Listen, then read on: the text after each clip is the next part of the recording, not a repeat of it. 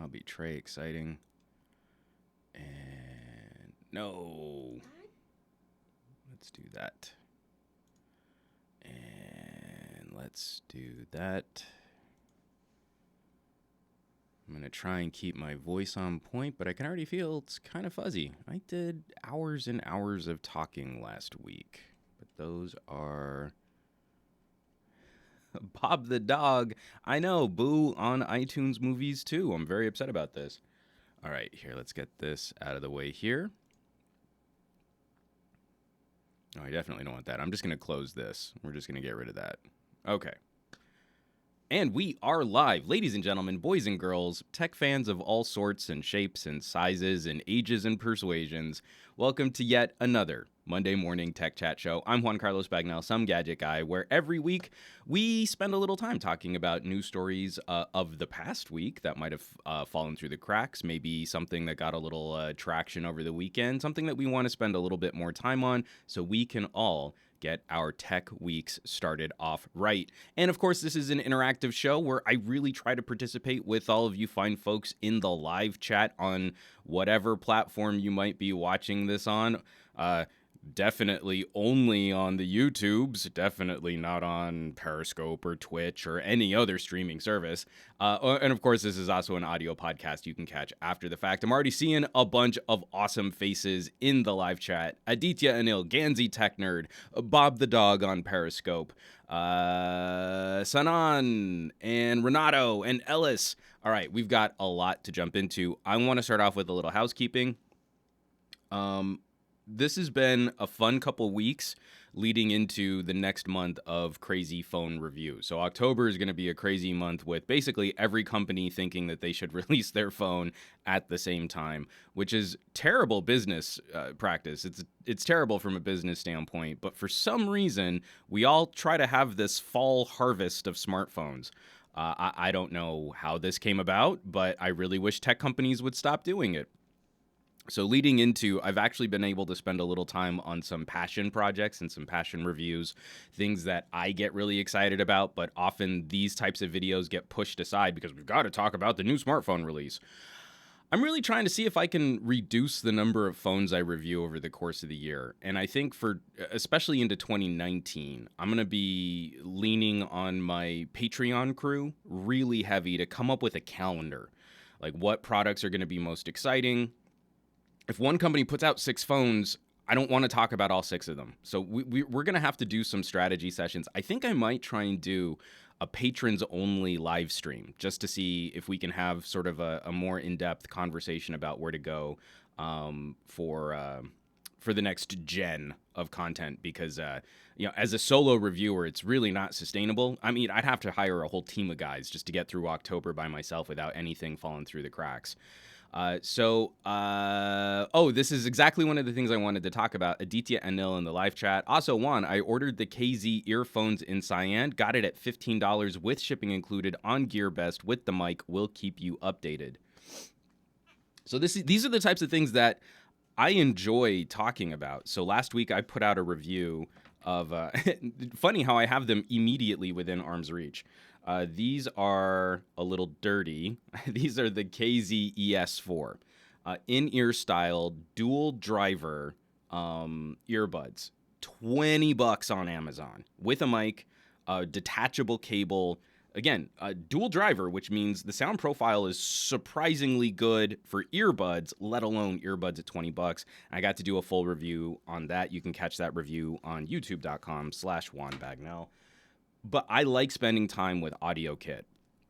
I mean, for those of you who know, my background is in spoken word recording, and I've spent almost 20 years in recording studios. So coming up on the channel, I have a trio of audio videos that are going to be hitting soon. First, I just got to spend a weekend with the new LG Tone Platinum SE. The title of this video is probably going to be something along the lines of AirPod and Pixel Bud Killers. So I've definitely enjoyed my time with these. A new neckband, Bluetooth solution, and in keeping up with all the tech, LG's first solution that's really trying to put Google Assistant and Google Translate features front and center on a pair of headphones.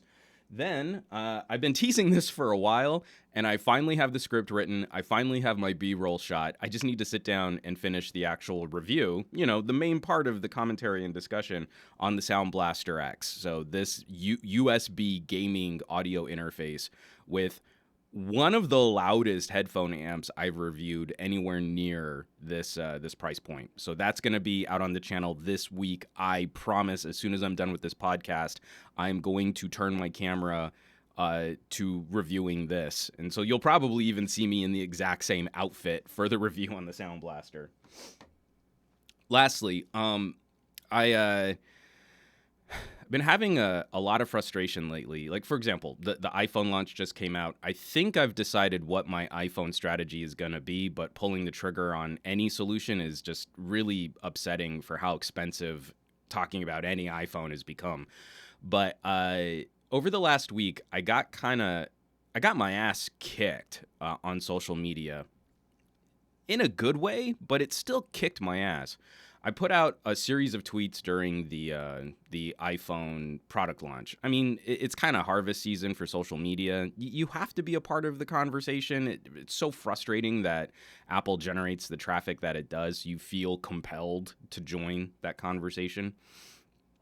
But so I put out a couple tweets. The tweet I was most proud of was comparing Apple to EA. And we're going to be talking about loot boxes later on in this podcast, but that's not the tweet that got traction. I posted also a tweet of what was in the box on the iPhone, and that broke news apparently before major news sites did, that Apple was going to be removing their dongle from the iPhone. Almost 2 million impressions and 500,000 interactions with that tweet. And a majority of those interactions were on my side. I think it's reprehensible, near consumer hostile business practices to not offer a cabled audio solution for the 3.5 millimeter jack on a $1,000 phone. But even for a majority of those people being on my side and a minority of people being against me, those numbers are really sizable. So I was basically Twitter useless for several days as that tweet just continued to blow up over and over and over again. It would find a new pocket of audience, or someone with some following would retweet it, and then it would start the cycle anew. It was definitely an instructive moment, especially compared to, like, if a celebrity has millions of followers, literally everything they tweet probably has that kind of a response or reaction to it. So, Gansy Tech Nerd, some idiot just swore at you unnecessarily, and I retweeted him. He's like, I'm going to use you as an example of how not to conduct yourself on social media, because hilariously, he was swearing at me. My iPhone 8 came with a dongle, so it doesn't show a dongle in the iPhone 8 what's in the box, except for the fact that he's wrong. Apple is going to be removing the dongle from the iPhone 8, and it will not be included on the iPhone XS, XR, or XR Max. So if you buy any new iPhone moving forward, and none of these have built-in headphone jacks, they're going to be removing the jack from the phones. But I'm using that as a kicking off point, because for as much fun as I've been having covering audio products, $20 earbuds that sound freaking phenomenal. I mean, at $20, like you such a low barrier to entry. If they get damaged, you can actually replace the cable. I mean, that's such a consumer positive, inexpensive purchase to make. Even if you just want them as a backup pair of earbuds, those KZs are freaking awesome. It seems like these trends happen in ways that we don't really get to vote with our wallet. A lot of people pointing out Bluetooth is the future. Bluetooth is fine. It's convenient, but it's convenient short term. And it's convenient short term against solutions that are accepted standards and actually can provide some other benefits. I mean, you look at AirPods, you look at Pixel Buds. This is going to be a major part of my review on the LG Tones. Is we're not really having audiophile conversations. So what are we talking about with Bluetooth? And why is it that my Pixel Buds cost $160 for this specious benefit of having better Google Assistant interactions, which they really don't. All Bluetooth headphones seem to tap into Google Assistant just fine. But Google gets to save money by using a terrible driver housing, something that doesn't seal around the ear, and they don't have to supply rubber tips, so they get to save on pennies of material, so that, you know, if they sell hundreds of thousands of them, or if they sell millions of these Pixel Buds, they get to save money on a terrible driver design, which encourages listening, which is unhealthy for your ears. So you get to subsidize Google's profit on the Pixel Buds with your own hearing loss. So as we move into yet another generation of increasing hearing loss in teens, in young adults, and in older adults, these products leave us fewer options for healthier listening. These products seem designed to save corporations money at the expense of our health, and we front the costs for that. We front the costs in healthcare. We front the costs in hearing aids.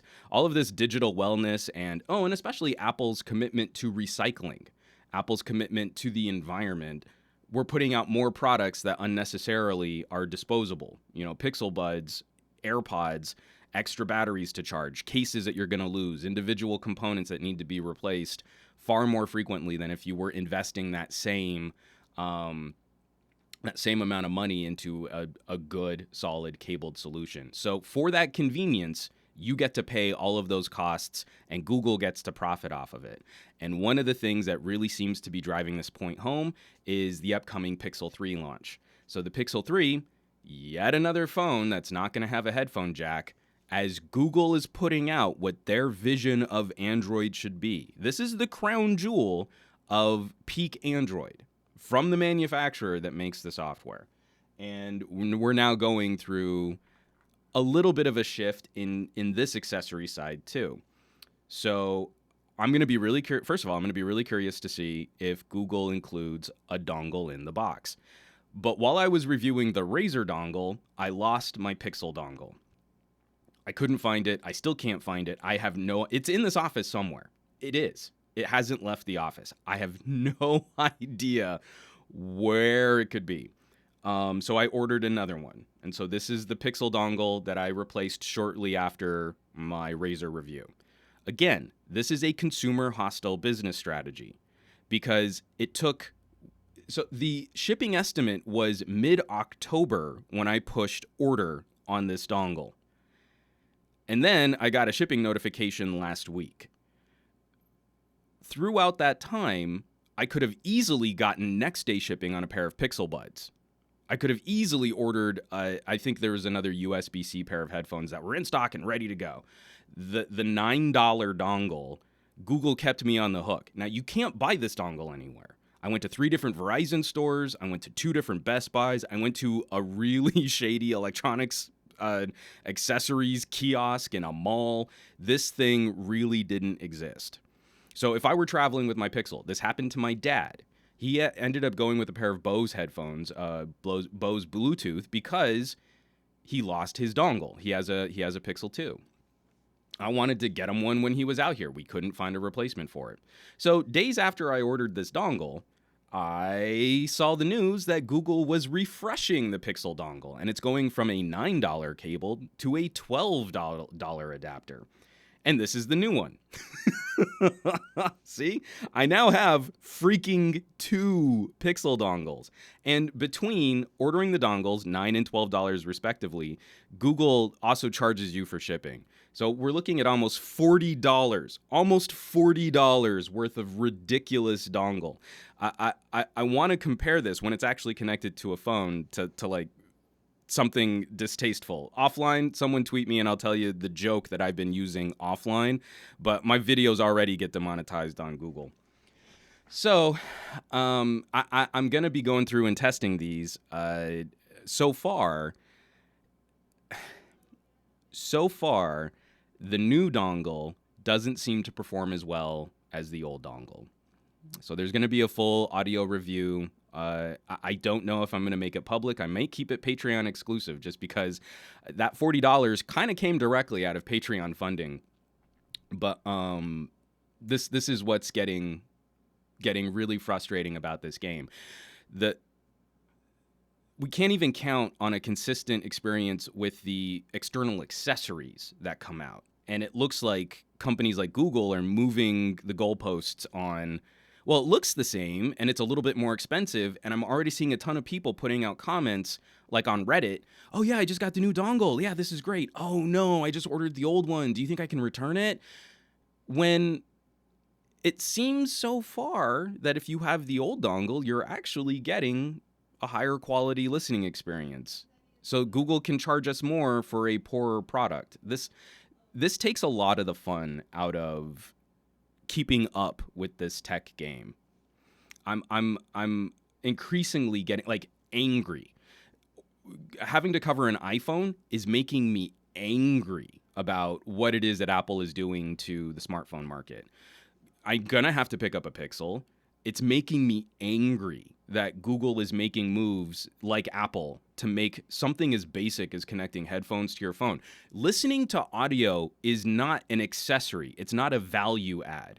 Listening to audio is a primary use feature for a number of smartphone consumers out there. For most smartphone consumers out there, we need to have some relationship with audio on our phones. It is insufficient to say, let them eat cake. I mean, just use Bluetooth. You know, that is not how this should work. And especially as we look at the variety of markets out there, the variety of health needs, the variety of biology, we need to be able to be more inclusive, not putting higher and higher price barriers on core level features, on the basic level of service.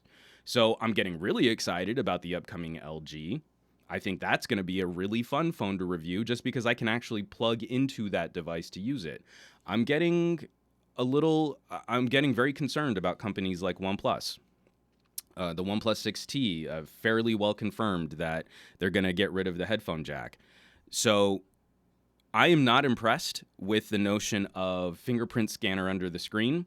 I really like the look of the water drop notch. If you have to molest my screen, make the molestation as minimal as possible. But since it's confirmed that the OnePlus 6T, or fairly well confirmed at this point, it seems like it's going to be a done deal that they're getting rid of the headphone jack. I'm going to put it out there. You should jump on a OnePlus 6. The OnePlus 6 has what we need. You need to go. That's 3.5 millimeter headphone jack. It's a decent jack. It's not as good as the one on the OnePlus 5T. But if you're thinking about going OnePlus 6, grab it now. Don't wait for them to remove a core level feature from the phone that you'll then have to replace with some other type of external audio hardware. They have their own Bluetooth earbuds, so they'll want you to buy those too. I don't think this is good business practice. It's insufficient to say, oh, well, just don't buy it, because we kind of know that that's not really said in earnest. When a tech reviewer goes, oh, just don't get it, the market trends change faster than the market can really decide. If Apple really believed that AirPods were a superior solution to having a headphone jack built into their phones, why not release the iPhone 7 with a headphone jack and alongside put out Lightning connector and Bluetooth solutions to see what the market decides on? We know that's not what Apple was doing. We know what they were doing in trying to make the cash grab. So this is where I'm taking a harder stance, and I think I'm going to be a bit more brutal in my reviews when I see business practices like this. We've suffered enough. Glass-on-glass sandwiches, non-removable batteries, getting rid of lifestyle features before they were really extinct, like IR blasters for using your phone as a universal remote. Before we really got into IoT everything, they got rid of features that actually brought benefits to things. I'm not enjoying that game. I don't think it's fun when I have to get into daily arguments with people on social media that, no, I'm glad they're doing it. I'm glad they're getting rid of the dongle. It's like, no, you're kind of an idiot. So, moving right along, a number of audio-related videos coming to the channel soon. And for those of you who like your ears, like you actually enjoy having the ability to hear things, like, you know, functional hearing, you've got ears in your skull that seem to work. There should be some fun commentary on some products coming up. It's just I'm really fighting Cranky Juan is okay, right? I like being Cranky Juan. When Juan is getting like hostile and angry, he knows he needs to like take a step back and take a breath and not just like freak out about these trends, but we need to renew this conversation. AirPods and Pixel Buds, I feel, are a very disturbing step in the wrong direction. And like I said before, I think we need to be even more vocal about the other audio solutions that people have access to, because you're going to go and get your Pixel and you're going to see the Pixel Buds and you're going to think, oh, well, that's the right fit. You're going to go and get your iPhone, you're going to see the AirPods, and you see a lot of AirPod people walking around. That's really what we have to warn people against. I'm not taking this conversation lightly anymore, that AirPod style design is bad for your hearing. It really encourages unhealthy listening. And that's where we all need to be. I think we all need to be a little bit angrier and a little bit more vocal. Someone's trying to call me, and I don't recognize that phone number. I was kind of wig out. I was like, is it the daycare? Is it my daughter's preschool? Has there been an accident? No, it's just probably another spam call. So, I see a lot of people saying, hey, we're here for Cranky One. Thanks, guys. No, I appreciate you having my back on all this. But it's also, I think we all need to join this conversation. You know, how much is your hearing worth to you? And how much do hearing aids cost, right? If we don't encourage, especially if we don't encourage younger people to start stepping up to healthier listening habits, we're going to be into our third generation, our third deaf generation, people who suffer significantly higher hearing loss earlier than they need to. But again, it's good for the bottom line at Apple. It's good for the bottom line at Google, so it just works. The market works. The free market has spoken. Hearing aids when you're in your 30s are preferable, and hidden hearing loss is just something you have to deal with for the minor convenience improvement of having good pairing options on your Bluetooth accessories. Alan Lang, I'm going to table your question. Why is those earbuds bad for you? Go to my YouTube channel, youtube.com/WomBagnell, and search for Dr. Grimes in my videos.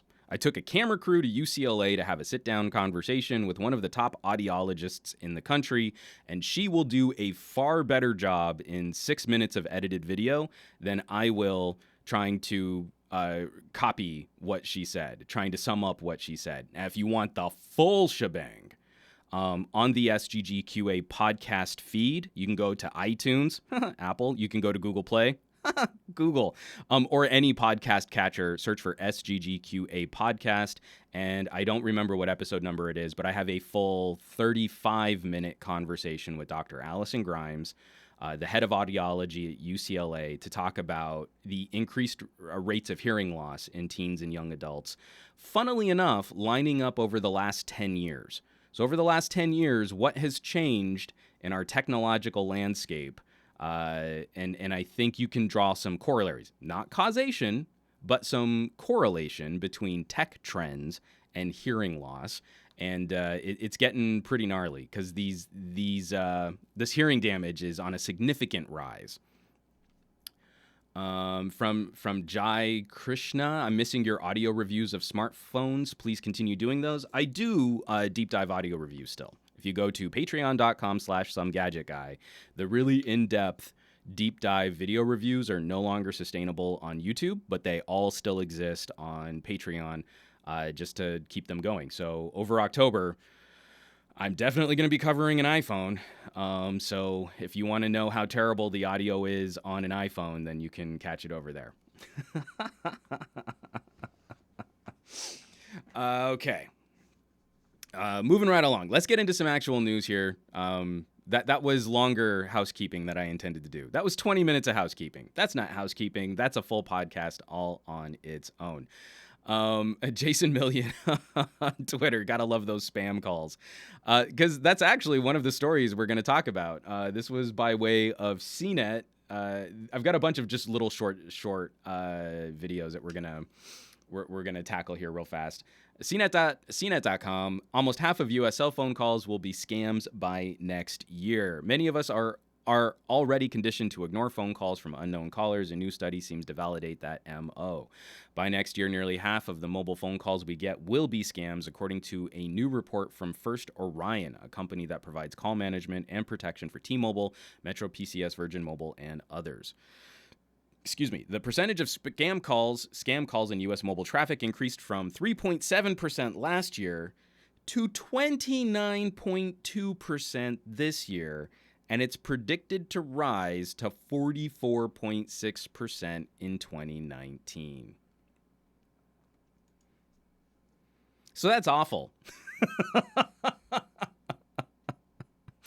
Oh, sorry, Aditya Nil. You can just see the soul leaving Juan's body when he says he will be reviewing the iPhones this month. Fat Brutus, I've started getting scam calls that don't beat around the bush and go straight into Mandarin. Wow. Is that because you use a Huawei phone? Are they targeting you because you use a Mate? Steve Desrochers, we should just remove the call function out of our phones. This is getting rough because I think once more companies start getting their hands on Google-style artificial intelligence, what we saw from that Google demo where it tries to mimic human speech and it can try and interact with you in a more organic fashion, these spam calls are going to get even worse. Right now, they're just doing the gimmick of, hello? Hello, can you hear me? Oh, well, while I have you on the line, my name's Jerry from credit reporting like that kind of nonsense where it's just a pre-recorded message. We're going to see this stuff get weaponized with more organic interactions over the next year. Like Google will probably try and rein it in, but several companies are working on basically just copying that similar style of interaction. So, I mean, we call them smartphones. I've jokingly been trying to make Pocket Computer a more apt description of what we describe the glowing rectangles that are our companion devices. But yeah, we need much better call filtering and call management if automated systems are going to be able to. I mean, think about it. It's essentially like a denial of service attack for your ears. They're just going to keep hounding you so much that you're going to increasingly devalue making a phone call, and that's going to be terrible, especially with phone number spoofing. So I get calls from actual legit numbers, 310 area codes, 818 area codes, actual California area codes, and if it's an area code that I immediately don't recognize because, again, preschools and daycares and businesses and relationships and partners, I'm inclined to answer just to see if it is, but then as soon as I answer, it basically sends a message to the scammer saying, hey, we got a rube, keep calling him. So it's a self-perpetuating ugly cycle.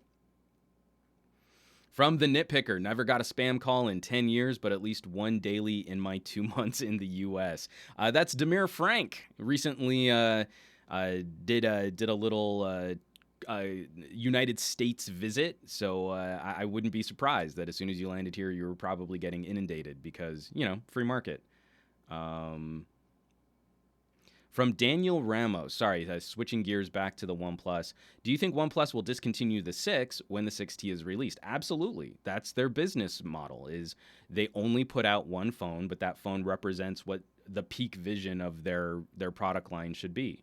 That's why I'm recommending, if you want the built-in headphone jack and you don't want to have to deal with a dongle, even if they come out with a great dongle, I think a dongle is a consumer hostile business practice. It is designed to introduce a pain point into a core feature for many users. So the solution of the dongle makes it look like, oh yeah, it's super easy to just plug in your headphones whenever you want. You can still use the headphones you love. But what we know they're trying to push people towards, and what Apple has proven is a very successful business practice, is they're trying to get you to upsell. They're trying to upsell you into a pair of Bluetooth headphones. But I digress. Let's keep moving on. Some other just wacky news here. I'm going to move this article around in my lineup. I have to show this off because of the Thursday show I do, Newegg, newegg.com/Newegg now. It's a very retail-y show. We sell a bunch of stuff, and then we also try and have really cool interviews with companies that are putting out cool tech gear. I mean, one of my favorites was talking to the Hoonigans about building a supercar VR simulator, but we do a lot of PC builds. 2 weeks ago, we did a 6-hour live stream where we had some hardcore experts just gut water cooling, custom water pipe fitted water cooling solutions in the middle of our studio, and it was actually really inspiring. So when I see And I'm always reluctant to put out like a bunch of PC build videos because I'm pretty good at building workstations, but I'm not an expert. And I think I've also gotten into some bad habits on like, oh, I can just shove this in here and I'll make it look pretty later. And maybe some of that isn't the best to show off, or especially if I'm going to claim that I can use my tech knowledge as like an educational resource for other people who want to build PCs. So it makes me cringe laugh when I see another tech outlet claim to be like an authority, claim to be experts on something that I know pretty well, and then they don't do it as well as they claim to be experts on. And Steve DeRoche is totally called what I'm about to talk about. Steve, we are simpatico today, bud. I know we've disagreed on a few things in the past, but you are reading my brainwaves. So this is How Not to Build a PC by The Verge. Ronald Collins jumping on it too. Good job, gentlemen. I will be linking to the Reddit post, the streamable link. The actual YouTube video is still live, but but they've disabled comments. The entire video that has been put out. Oh, are you not going to play? Is this streamable? Pull it? Okay, well, I saved a copy of it, but I don't think I can get it to run. Oh, no, I'm not going to be able to get it to play on this. Ah, come on, Verge. Don't get all undies twisted. Okay, I won't be able to show it off, but I will still link to some other saved version of this video. Do not build a PC the way that The Verge shows you how to build a PC. Jason Million is absolutely correct. Their take on thermal paste is completely wrong. In fact, there's a new product that I wanna review when I do finally get all the parts for my rebuild. I'm really looking at the 24 core Threadripper, and that's not going to be out until next month. Again, in October with all the phones. But The Verge acquires all the parts for a $2,000 gaming PC build, and the claim is that they were on a rushed production schedule and they couldn't properly reshoot parts of the video to fix the issues that they show in the video. But nearly every step of the build has something wrong. For one of my favorites is they get 2 sticks of RAM and they install the RAM single channel. So when you have a motherboard and you have 4 RAM slots, most motherboards, well, actually, no, I shouldn't say that. Motherboard manufacturers will tell you, do you want to run your RAM dual channel? Or if you're dumb, you can run your RAM single channel. But some motherboards, you want to put the 2 sticks right next to each other. Other motherboards, you want to alternate. So you want to put one stick, leave one RAM slot empty, then put the next stick, and then leave a RAM slot empty. Dual channel versus single channel, I trust you enough to understand that when we make that distinction that there's a benefit. Like most of you know more about this than I do probably. But throughout the entire course of this video, nearly every piece is installed incorrectly or has issues. My personal favorite, aside from the 2 sticks of single channel RAM, is when they're mounting the radiator and they don't mount fans on the radiator. Because, you would want to have some method of expelling heat from your radiator. But when they cut to the completed build, magically the fans appear. But again, if you were to follow The Verge on how to build this PC, again, nearly every step would be wrong and potentially to the point of damaging components. And then for as much as they're talking about a $2,000 gaming build, I don't even think they go through the process of really running it through its paces or what can the build do or what kind of games that they can make. So there have been a number of hilarious reactions to this. The comments on the Reddit post that I'll link to are phenomenal, and detail even better. Like, again, I think someone should put together a shot list of everything that they do wrong because it's profound. But again, it kind of just keeps in with this notion of The Verge and the tone of Verge articles, the air of superiority that comes from this outlet as being some kind of top respected news technology resource, when they get basic stuff wrong. It goes back to like when they reviewed the Google Photos app.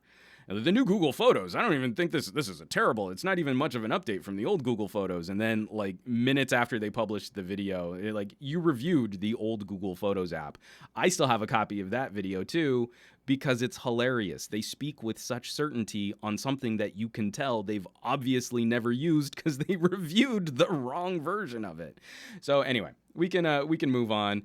A lot of people, there are reaction videos to this, there are reaction articles to this, but just it goes to say, do not trust The Verge. And if you're feeling particularly spiky, maybe go and report the video for being misleading. Google won't do anything to The Verge; they'll be fine. I wanted to cover something kind of funny too. So the iPhone products came out, the iPhone XS, the iPhone XR, the iPhone XS Max. We talked about Apple's strategy a lot during the Bored at Work podcast. As much as we tried to actually talk about the announcement, we really never got to talking about the phones themselves, outside of just, well, we just don't think they're a very good bargain, and this is going to be concerning for the market. But I like it when other companies start throwing shade. So a manufacturer I don't have a lot of experience with, I've literally held one of their products, but Xiaomi has decided that they too will put out products called XR, XS, and XS Max. And they're not phones. So Xiaomi in China, this is only going to be in China, but they have priced out bundles. Starting at, again, this is with conversion to United States dollars, around $950, around $1,250, and around $1,400. And they're full bundles with a phone, a laptop, earbuds, and a fitness tracker. So when we get to, hold on, do they have the XS Max bundle? So instead of buying an iPhone XS Max with base storage, you could have a Mi 8 smartphone, which I did get to use, and it's the 6GB, 128GB model, a Mi Notebook Pro. They assume it's the one with just an MX150 GPU, but they haven't specified. The Mi Band 3, and a pair of neckband-style Bluetooth earbuds. All for the same price as the iPhone XS Max. That is a lot of tech that you can pick up for the price of one Apple smartphone. This is genius. I wish more companies were able to get, because Xiaomi has a reputation for being able to undercut on price. They have a very aggressive business model. They consider themselves more an internet company, software and services, than they do a hardware company.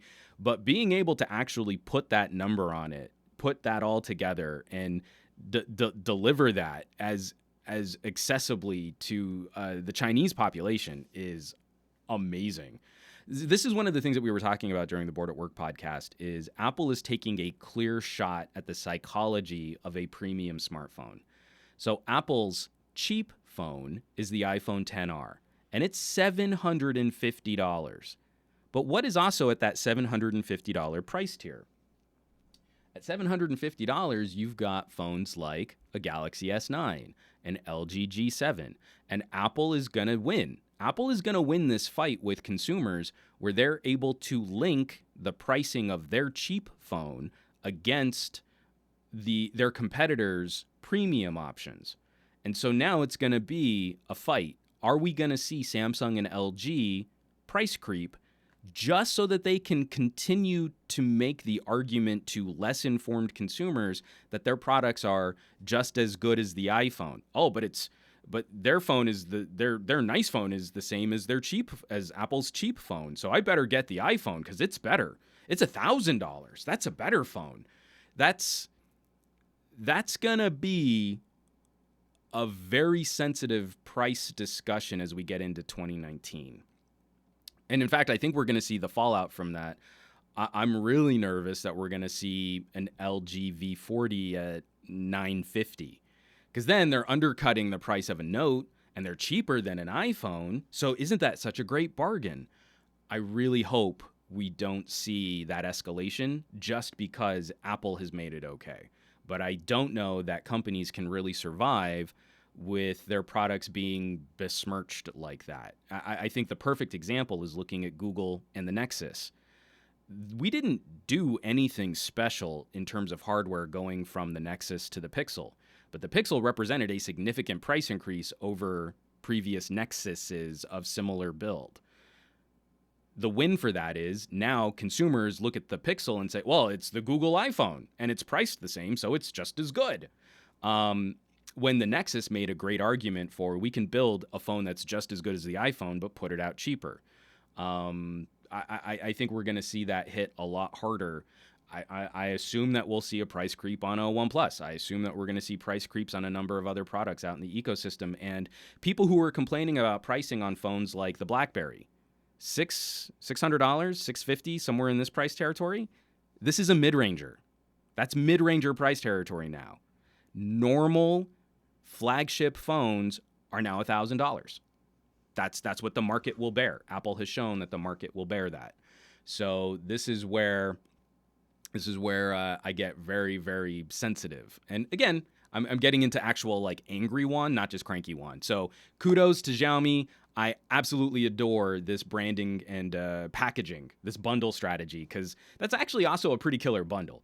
I got to spend a little time with the Mi Notebook at Newegg, and it's fine. It's a MacBook clone. There's nothing special about it, but it's decent hardware. And when, again, you can pick up phone, Bluetooth earbuds, fitness tracker, and laptop all for the same price as an iPhone XS Max. That is a great way to drive the point home.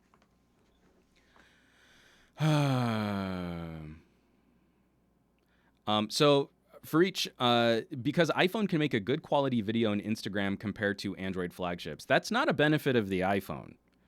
Again, a lot of people, I've been seeing this argument come up a lot on like Reddit, for example. Oh, well, yeah, but your Snapchat stories are going to look like garbage. Or, oh, but my video looks so much better in Instagram. That's no perk from the iPhone. That has nothing to do with the iPhone being a better product. That is only the developers have decided to support the iPhone better. So Instagram and Snapchat do not properly utilize Google's camera API. They've decided that it's not worth their effort to use an established API in their product. And it's to the detriment of Android users. But when you look video quality to video quality, I'll handily take an LG. I think the high bit rate video from an LG looks really good. You also have better controls on LG. You can actually achieve much nicer looking video. And if you shoot on a V series, you get Cinelog. So I can actually incorporate that into pro projects way easier than what I can do on an iPhone, unless I jump through hoops for third-party apps, which aren't always properly supported on different tiers of iPhone. So that's not a great argument. Is a developer on a service has decided to make a better app for the phone doesn't really win a lot of people over. Moving right along. I do have some OnePlus news to talk about outside of being cranky about their cranky about the potential removal of the headphone jack on the 6T, and that's, how do we feel about OnePlus diversifying?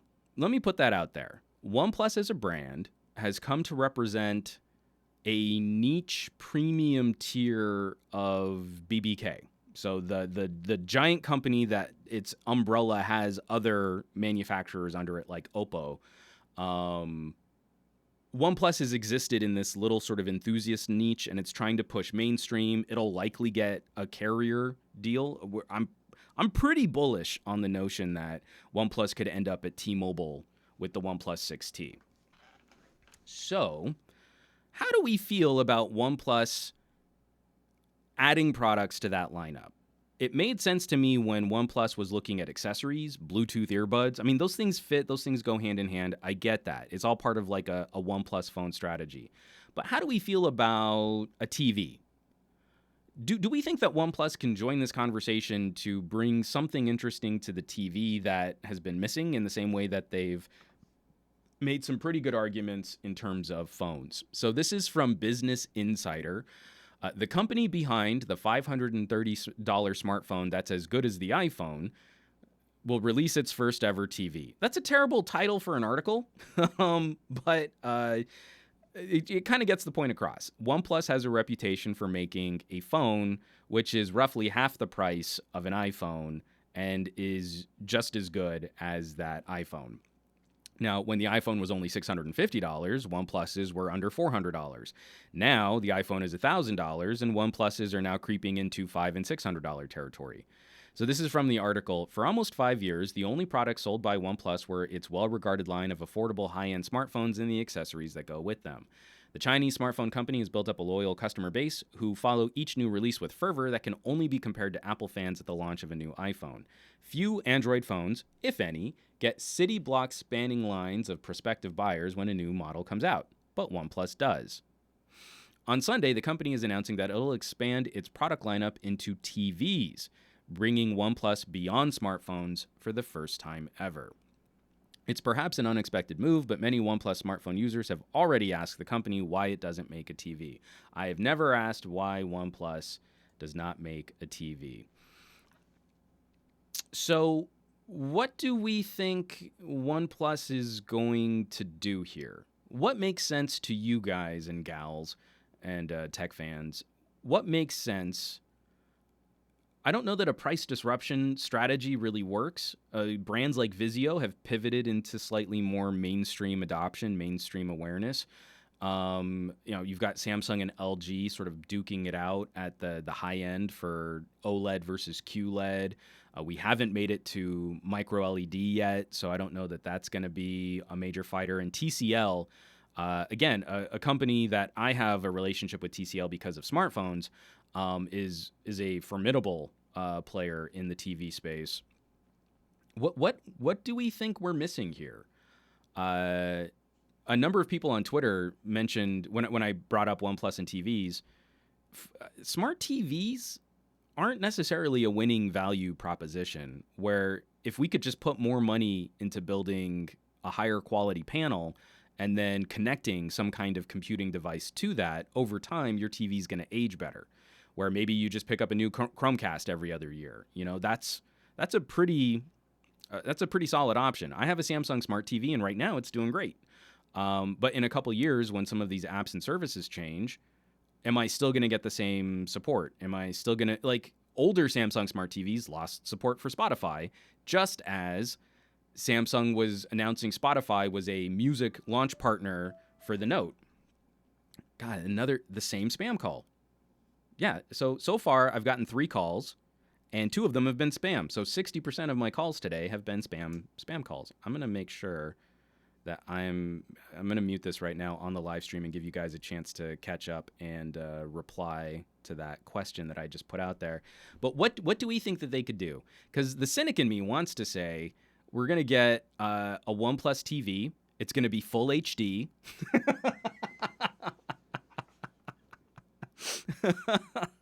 They can't put Quad HD in their phones. Why would they put UHD in their TVs?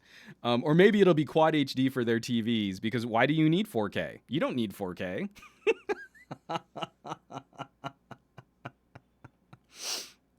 And a lot of people in the chat are sort of agreeing with that same idea. LGH Dotma talking about a Shield. Ellis replying to Kyle, 8K is coming from Samsung and LG. Well, are we going to see 4K panels making the same play? Aditya Anil, OnePlus might be getting deals from panel manufacturers like Sharp, so reduced cost of production and with their Oxygen OS could be a strong competitor. As for YTVs, not sure. I think a lot of us are kind of in that same boat. Aditya Anil, it's Sundar Pichai. If Sundar was actually calling my phone, I feel like he'd be able to override my muting the call, right? He'd be able to make me talk to him. It's like those old internet memes in the days of dial-up internet. You know, like, oh yeah, Bill Gates can totally track and see everything that you do on your Microsoft computer. Farid, OnePlus thinks people want a TV with alert sliders. The Sentinel, why not diversify with 2 tiers of phones? Let's see. People talking about buying a big LCD monitor. I mean, like a gaming monitor. I used a gaming monitor as a TV for a while, and it didn't suck. Goran Petrovic, well, since I chose the G7, I have to buy an LG TV. So it is funny. I do have an LG washer and dryer, but I've never gone through the hassle of connecting them to my phones because I switch phones so often. But apparently it's a thing I can do. It has provided zero value to washing and drying my clothes. At the nitpicker from Hadi, for people who want a video chat on the widescreen, Renato Laporte, does it have a notch? We need, you can't have a bezel on a TV. So if we put that webcam in there to watch you in your living room and send that information to an unsecured server in China, just like OnePlus did with personal information, then we'd need to cut into the screen. I mean, you're not going to care because you can just hide it and have weird letter or pillar boxing on your content. So it's great. Don't hate the notch. I've come to love the notch. Let's move on to another story. I've got 2 Apple stories coming up here. This is one I hope Louis or Louise. Is it Louis or Louise? I think it's Louis Rossman, the really cranky repair guy. I like him because he's cranky. A very small percentage of iPhone 8 models are defective, and Apple is offering free repairs. This is by way of PC Magazine. If your iPhone 8 has been acting up, then you might be eligible for a free repair. On Friday, Apple said a very small percentage of iPhone 8 models were found built with faulty logic boards. Affected devices may experience unexpected restarts, frozen screen, or won't turn on, the company said in a support post. Now, what do we know about Apple? Apple will only acknowledge a mistake when it hits a tipping point. Just as we start to hear about people who are maybe going to start a class action lawsuit. And they will only acknowledge the problems on one product just as the new product is getting ready to ship. So when iPhone 4s had antenna issues, we didn't really see any traction on their free cases until we were getting close to an iPhone 4S. When iPhone 5s had battery issues, we really didn't see them get after a replacement program until the iPhone 6 was getting ready to come out. And then iPhone 6s, Apple did not acknowledge the known problems with phone rigidity, bending issues, tension and torsion damage, and screen touch disease until we were well into the iPhone 7's release. So I really hope Rossman takes a look at this because it's my hypothesis, which is only one step removed from a wild guess. It's my hypothesis that the problems with the iPhone 8 stem from the same type of flexion damage that we have been experiencing since the iPhone 6. The iPhone 8 form factor is nearly identical to the iPhone 6. And from the 6 to the 6S to the 7 to the 8, the exact same frame has been in play. So different parts of those phones experience different support problems, but they all seem to stem from the same type of torsion or flexion damage. So it's not whether you can... So this is what's a little... Jerry Rigs Everything is a really entertaining video series of phone destruction porn. I like watching his videos. I think maybe he speaks a little too closely to his microphone, but it's entertaining. But that's about all it is taking one example of a phone and scratching it and chipping away at the screen and trying to bend and break the phone. So if the phone breaks, obviously that's bad, but that doesn't necessarily demonstrate in any scientific fashion what might have been damaged internally. And this is one of the problems that we've had on the iPhone since the iPhone 6. The iPhone 6 could just bend and snap, right? You've seen that at play. People were purposely damaging iPhone display units. But what you don't get a sense of is over time, that phone being in a pocket, that phone being in a purse, that phone being jostled, are those little flexes that force components inside the phone to dislodge or break their solder or disrupt other functionalities internally. You can't get a handle on that, but we have seen a consistent support problem with this phone design from the very first example of this phone, that damage over time quickly degrades performance internally. So that's what I hope he'll take a look at. I hope he'll tear up an iPhone 8 just to see the problems that we're detailing in this small percentage of iPhone 8s. Is it the same flexion damage that we've been seeing consistently? Because that, to me, would speak to a much, much larger class action potential from the iPhone 6 all the way to the iPhone 8. 4 generations of iPhones could potentially have an argument to be made in a court of law. It's just we've got to actually do the legwork to see if that's what the problem is. So anyway, iPhone 8, big, small problems. Small, big problems? I don't know. But it's funny going through some of the forums and some of the replies, the Reddit page on this. Lots of people with iPhone 8 coming out of the woodwork to say, oh yeah, my phone's acting really funny too. What phone doesn't seem to be acting strange is my iPhone SE. Still the best product I think Apple has ever made ever. This thing is a monster, and I did just set up my my support to go get the battery replaced. So hopefully I'll get that swapped out, which is pretty good considering how old the phone is. Cheap battery replacement. I'm going to be pointing to this as still, for another couple years, as the best thing that Apple has ever made. From LS2, I just don't seem to get it. How does Apple get away with it? It's branding. You've converted Apple into a lifestyle brand. It doesn't matter if, your $10,000 purse isn't as ruggedly built as a $50 purse that you can pick up at Target. It's that you get to show off that you can afford to buy a $10,000 purse. And now you get to show off that you can afford to buy a $1,000 iPhone. I don't want pretty colors on my iPhone. You see, if I have an iPhone that's blue, that means I had to buy the cheap iPhone.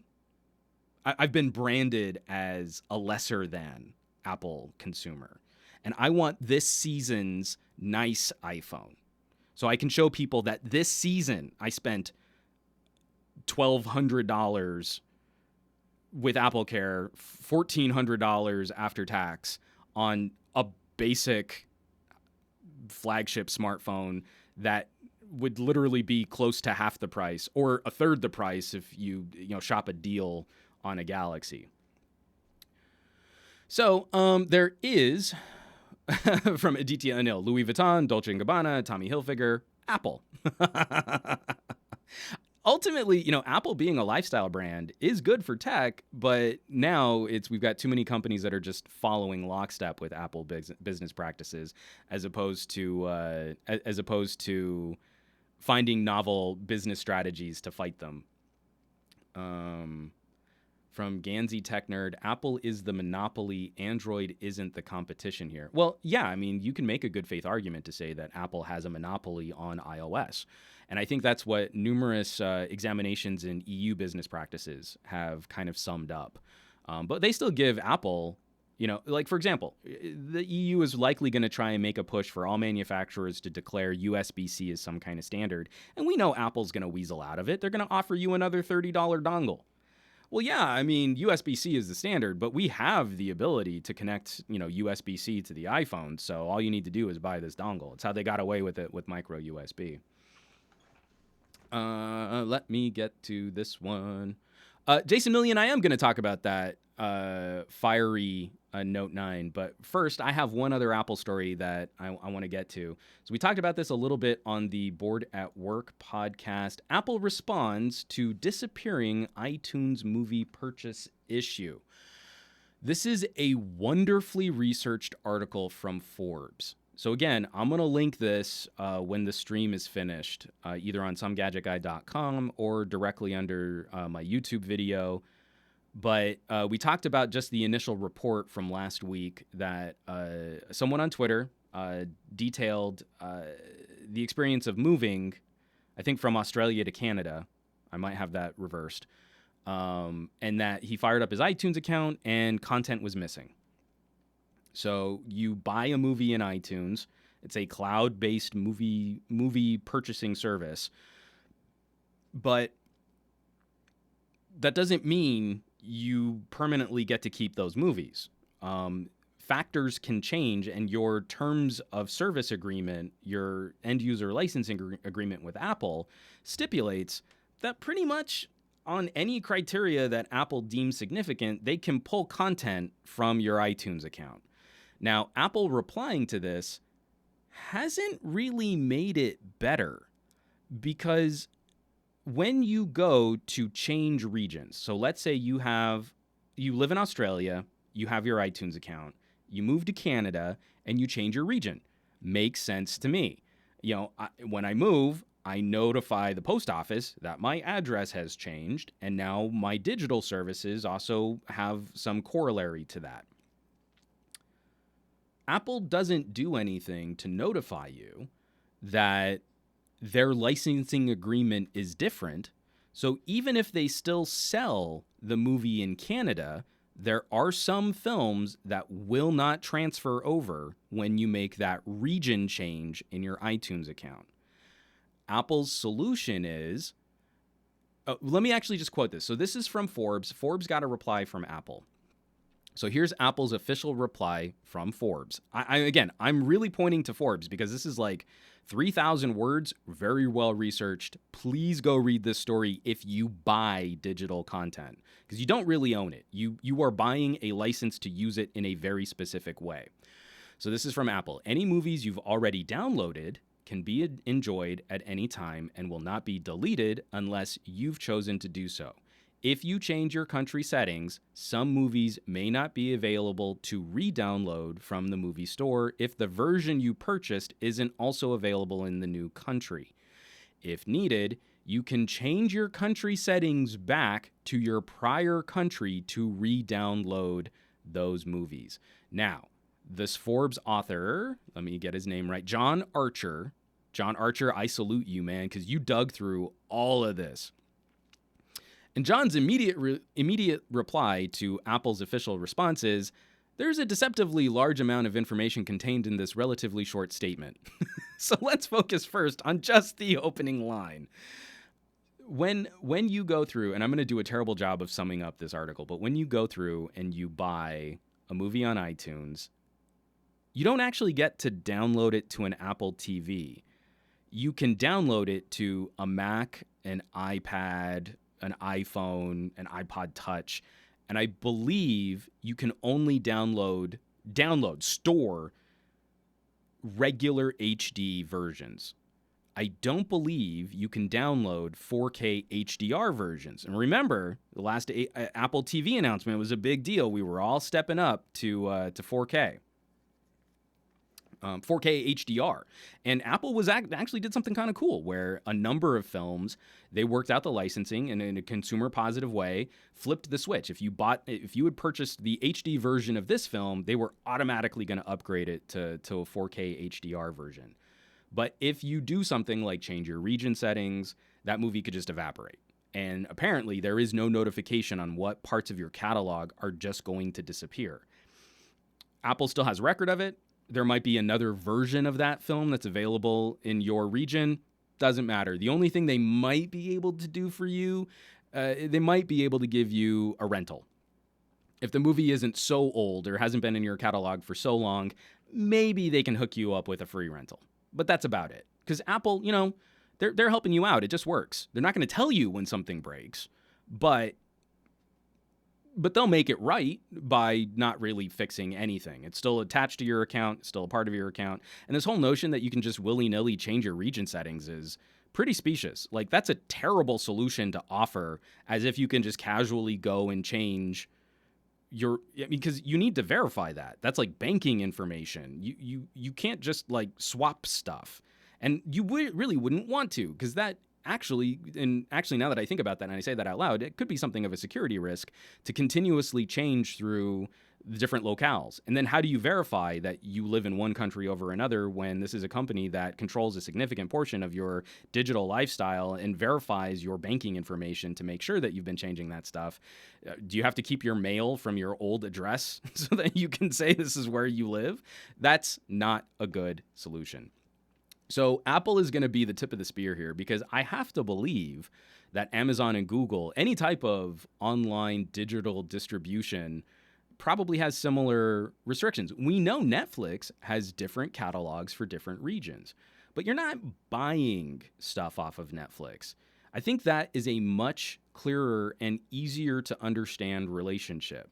Is you're paying a subscription fee to license the viewing of their content, and when you stop paying that subscription fee, it goes away, kind of like Spotify. When you pay to own a digital download movie, I think a lot of consumers think that they're getting the same type of deal as if they'd bought a DVD or a Blu-ray. And that is absolutely not the case. You are buying a license to view that content in a very specific way, on very specific hardware, and with very specific region concerns that at any time can be altered or modified.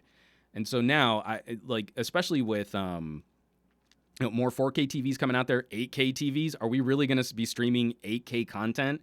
Especially here in the United States, where most people don't even have real broadband. Like, that's not a thing.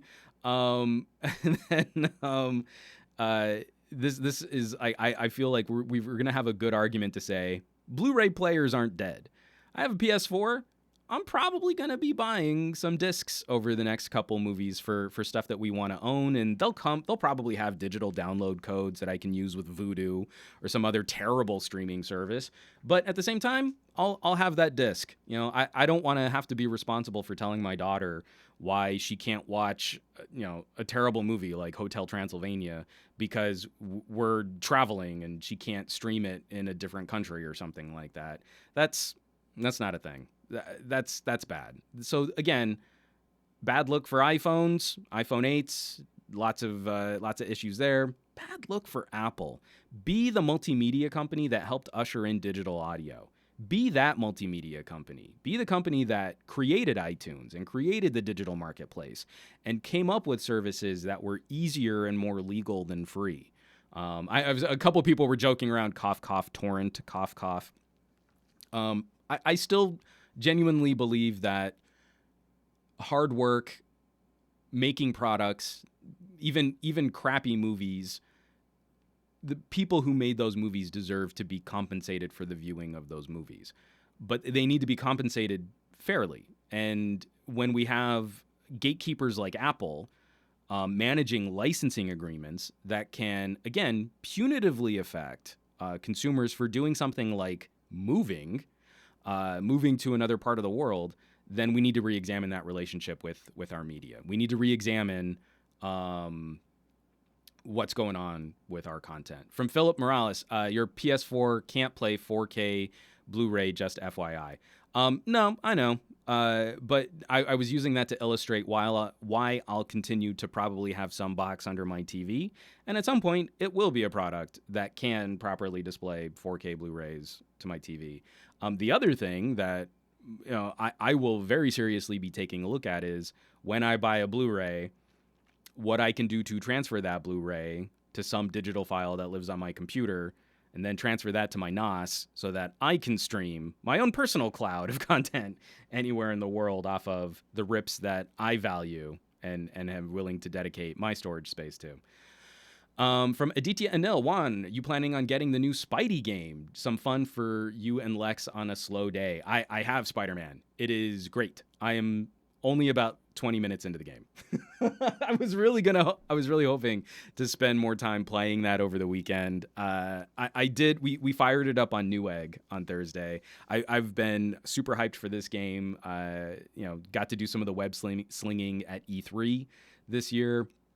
It's pretty epic. It's pretty awesome.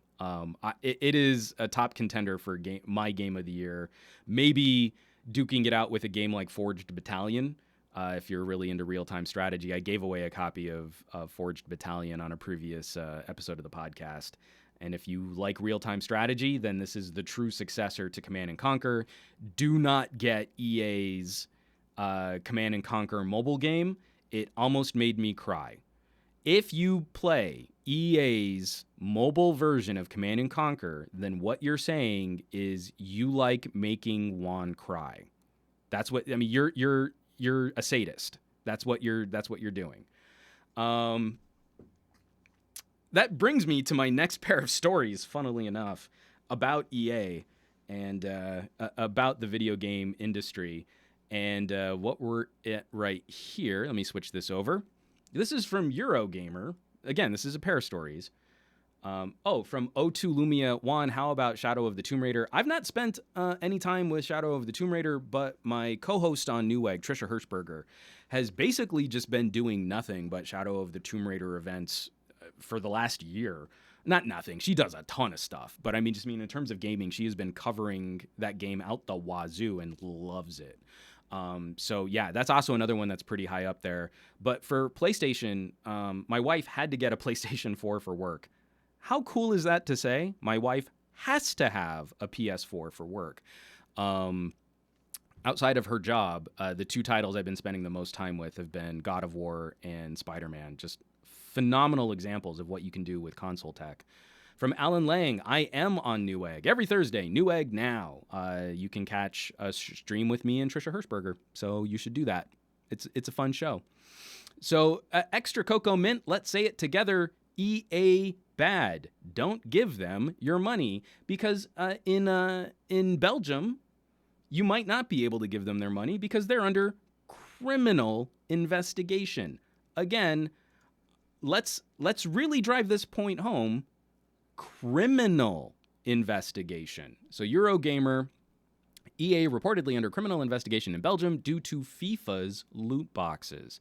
From the first article of Matt Wales reporting here, the first paragraph of Matt Wales' article, the Belgian government, which declared loot boxes to be a form of gambling earlier this year, has reportedly launched a criminal investigation into EA after the publisher refused to modify FIFA's randomized card pack loot boxes in order to comply with the country's gambling laws. Huzzah! Thumbs up! Do this more. Following the ruling, Blizzard, Valve, and 2K Games all elected to disable loot boxes in their games in Belgium. EA, however, has done nothing. EA makes way too much money by charging you full price for a game that is fundamentally broken and is nearly impossible to complete without numerous microtransactions, and those microtransactions linked to randomized events, random number generating events that they can then control the odds of the event on the fly.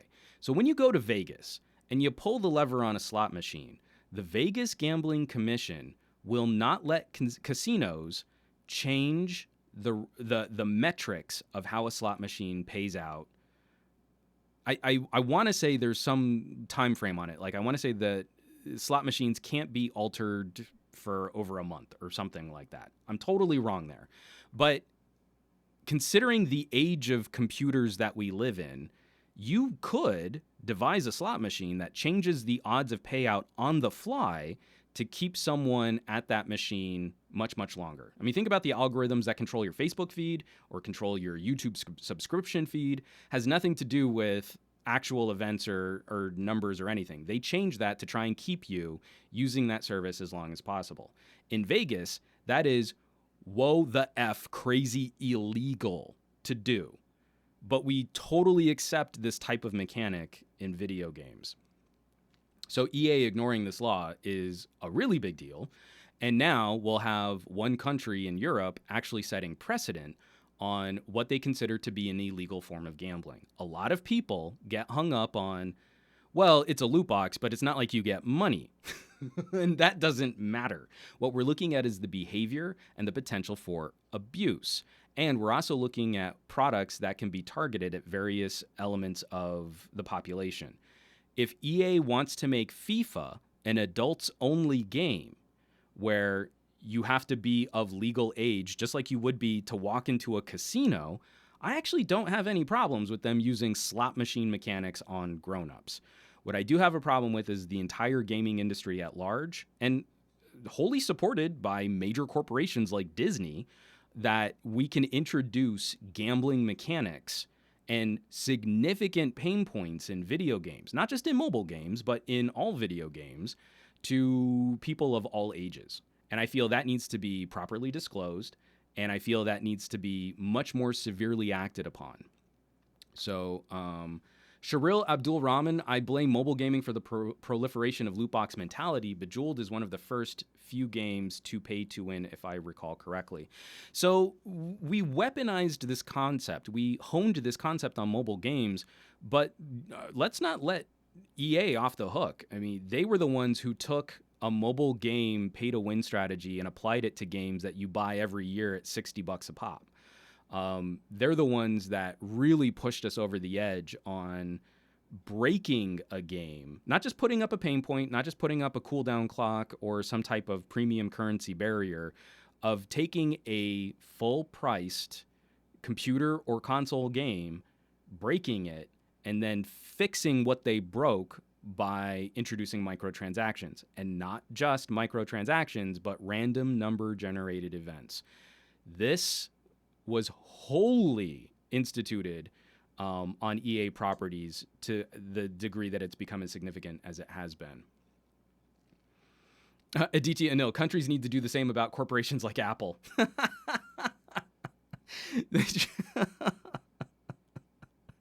I mean, again, if you're living the dongle life, that is sort of the microtransaction. We've broken the iPhone. You can't connect your headphones to it, and all you need to do is pay us $9 as a microtransaction to re-enable your headphone. So from Sharil, EA is on the hook, just that we have to also put some blame on mobile gaming as well. And again, this also points to different trends in different regions. Like, as I kind of feel the gotcha mechanic really came to popularity in Asian countries first. And when you look at mobile game manufacturers, I've been complaining about Marvel Future Fight, and Marvel Future Fight is actually one of the better games to kick your butt in pay-to-win and microtransaction practices. But the reason why I wanted to bring up EA, because I'm also going to talk about mobile games here too, but while Belgium is under criminal investigation in Belgium, Finland has also decided to wade into the fray. This is from TechRaptor. Finland begins investigating loot box practices. Finland has begun investigating the use of loot box systems in video games, the largest print newspaper in Finland. Loot boxes have been part and parcel of some video games for over a decade. Early days of these systems were used in free-to-play games and MMORPGs, but the last few years have seen them creep into regular games like Counter-Strike Global Offensive, Overwatch, PUBG, and others. A number of investigative bodies in different countries have undertaken investigations into the legality of these systems and whether or not they run afoul of gambling regulations. So again, Finland's in there. We still have those useless committee hearings. The video game publishers were called to Hawaii to talk about some of the problems that we've seen with loot boxes and with gambling mechanics. I really, in addition to those, we have to lay blame at the feet of corporations like Disney. They put out their licenses for Star Wars. They put out their licenses for Marvel. They put out their licenses for the entire pantheon of Disney characters to developers that will attach that to random number generated gambling mechanics. And we also have to get after Google and Apple. Google and Apple make way too much money off of this too. Apple takes 30% of every transaction that occurs. So every single time a kid grabs their parents' credit card and buys a bunch of jewel packs for a dumbass mobile game, Apple gets a cut of that. Apple makes money on that. And Apple does not disclose which games utilize these mechanics. So same thing with Google. If you go to Google and you fire up a game like Marvel Future Fight, you will see in-app purchases. That's as much as they're going to tell you. It is in Google's interest not to disclose exactly how that in-app purchase mechanic works. So I've been loving this really, really cheeky it seems like someone's personal pet project. It doesn't seem like a major game developer, but it's a game called Exiled Kingdoms, and it's a silly, low quality Diablo clone, and it's so damn charming. It is so much fun. But they have a microtransaction, so you can download the game for free, and you can play through a couple of the quests, and you get a limited version of the map. Then you pay like $5 and you get the whole game. $5. That's it. And you've got an entire Diablo clone fantasy adventure game with cheesy DOS era graphics on your phone. Plays phenomenally well. The storyline is way over the top. The end game is ridiculous.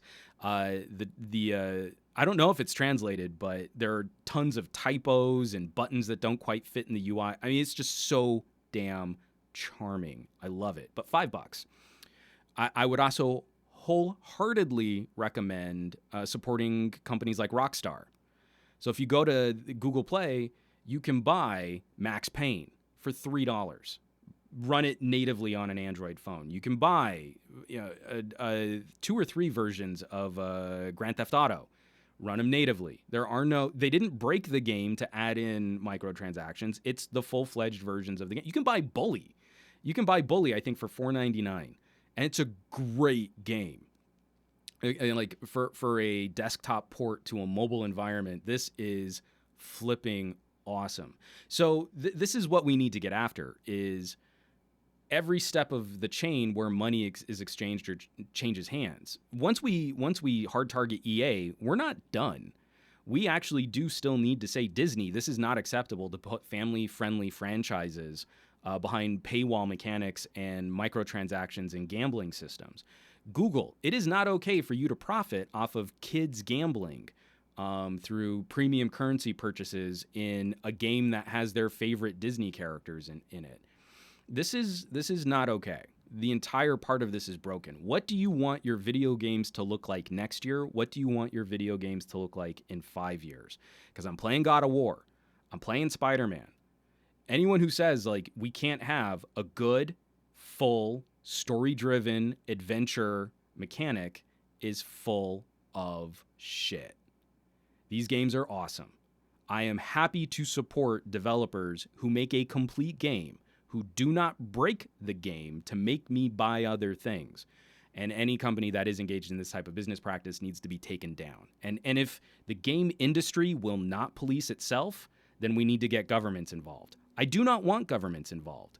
Governments do a terrible job of managing media. But if EA won't fix their own problems, and the game industry won't call them out on it, and the publishers and the resellers won't take a step back to say this is a consumer hostile business practice, the last step we have as consumers is to turn to law enforcement and politicians. We know there are politicians out there that want to make their nut by censoring content. Is that what we want? No, it is not. But if it's the last weapon we have, then we've got to use it.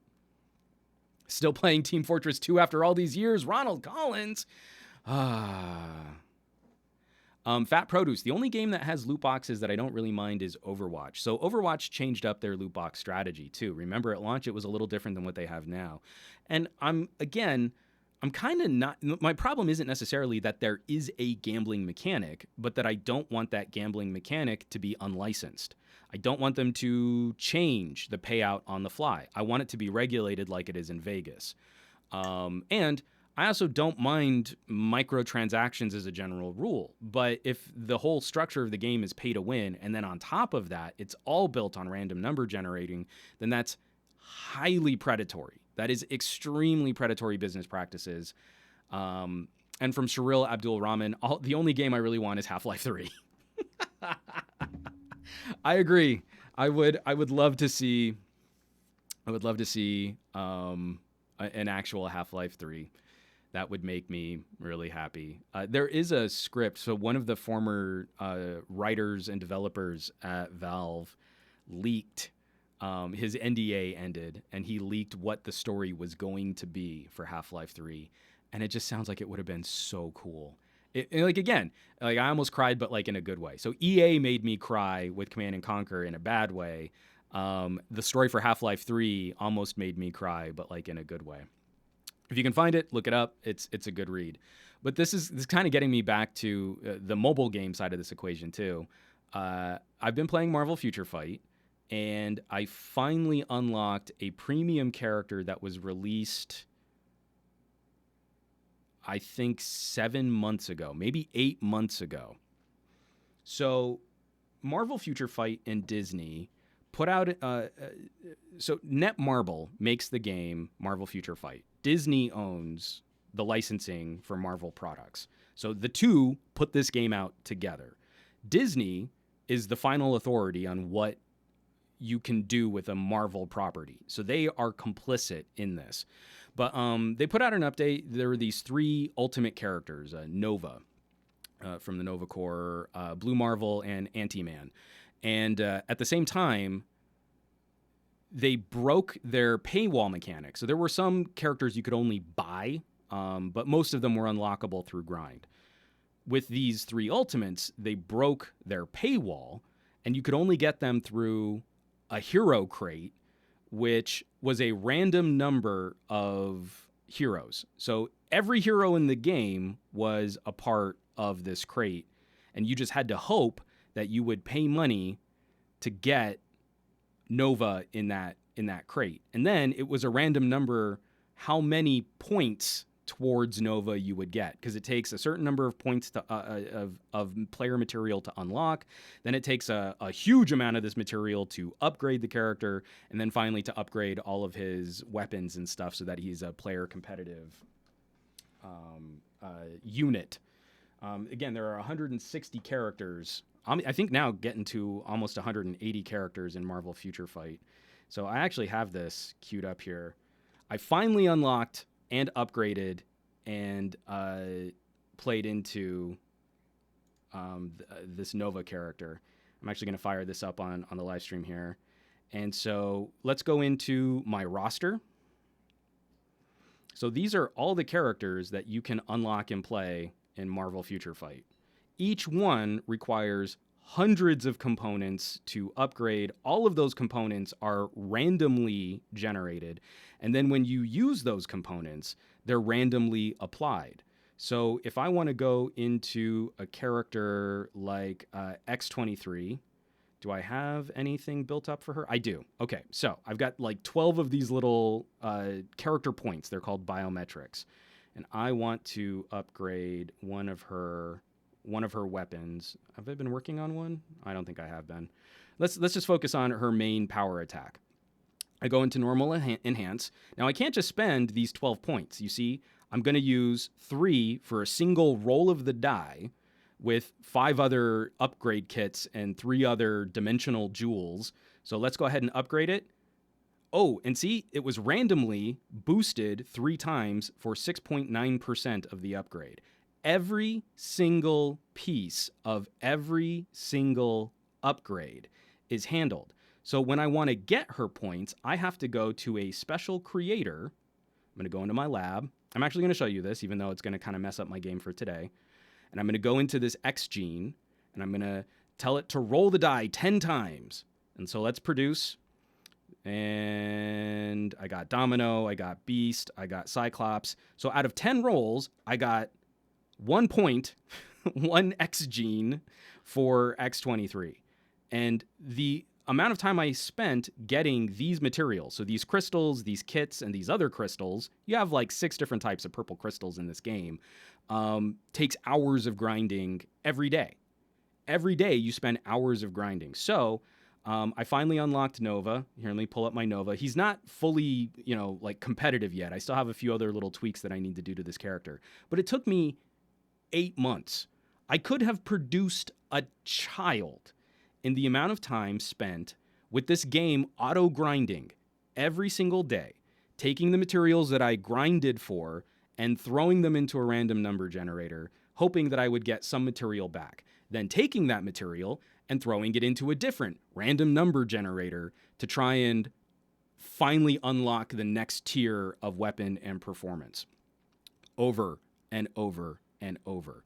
The only way around that was to get some type of upgrade pack. So we can go to upgrade our characters. Let's check out what a hero chest costs. So a premium hero chest it's on sale right now. What a great deal. 3,000 crystals for 10 of these hero chests. Each hero chest is going to be randomly one of 170 characters in the game. Now, how much do you think 3,000 crystals cost? Let's see. If I want to buy 3,000 crystals, let's just skip all of these different upgrade and mission packs. Look, you can get an upgrade kit for $50 that will give one character a little minor bump. But I just want to buy 3,000 crystals, $30. $30 gives me 10 chances to get material for the one character I want. I can't pick to spend $30 on that one character.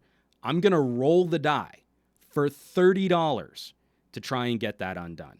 So when Nova came out, I made a promise. I'm going to do this. They say that there's a grind way to do this where you can just, every day you're going to chip away at it, but eventually you'll get them. The game was purposely broken to take me 8 months to finish off that one character.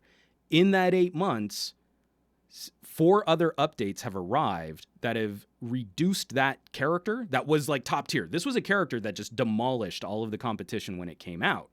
But now we've got a whole new ranking system where once you get your character to a certain point, there's a new tier. Look at this. If you notice, my Iron Man and my Captain America have a little 3 symbol. They're tier 3. So I had to spend even more time grinding the materials to get this unlocked. And there's a new gambling mechanic out where, here, let's see if I can show you on my Deadpool. Enhanced potential. So now I acquire all of this material, and maybe there's a 20% success rate that this material is actually going to go towards enhancing my Deadpool.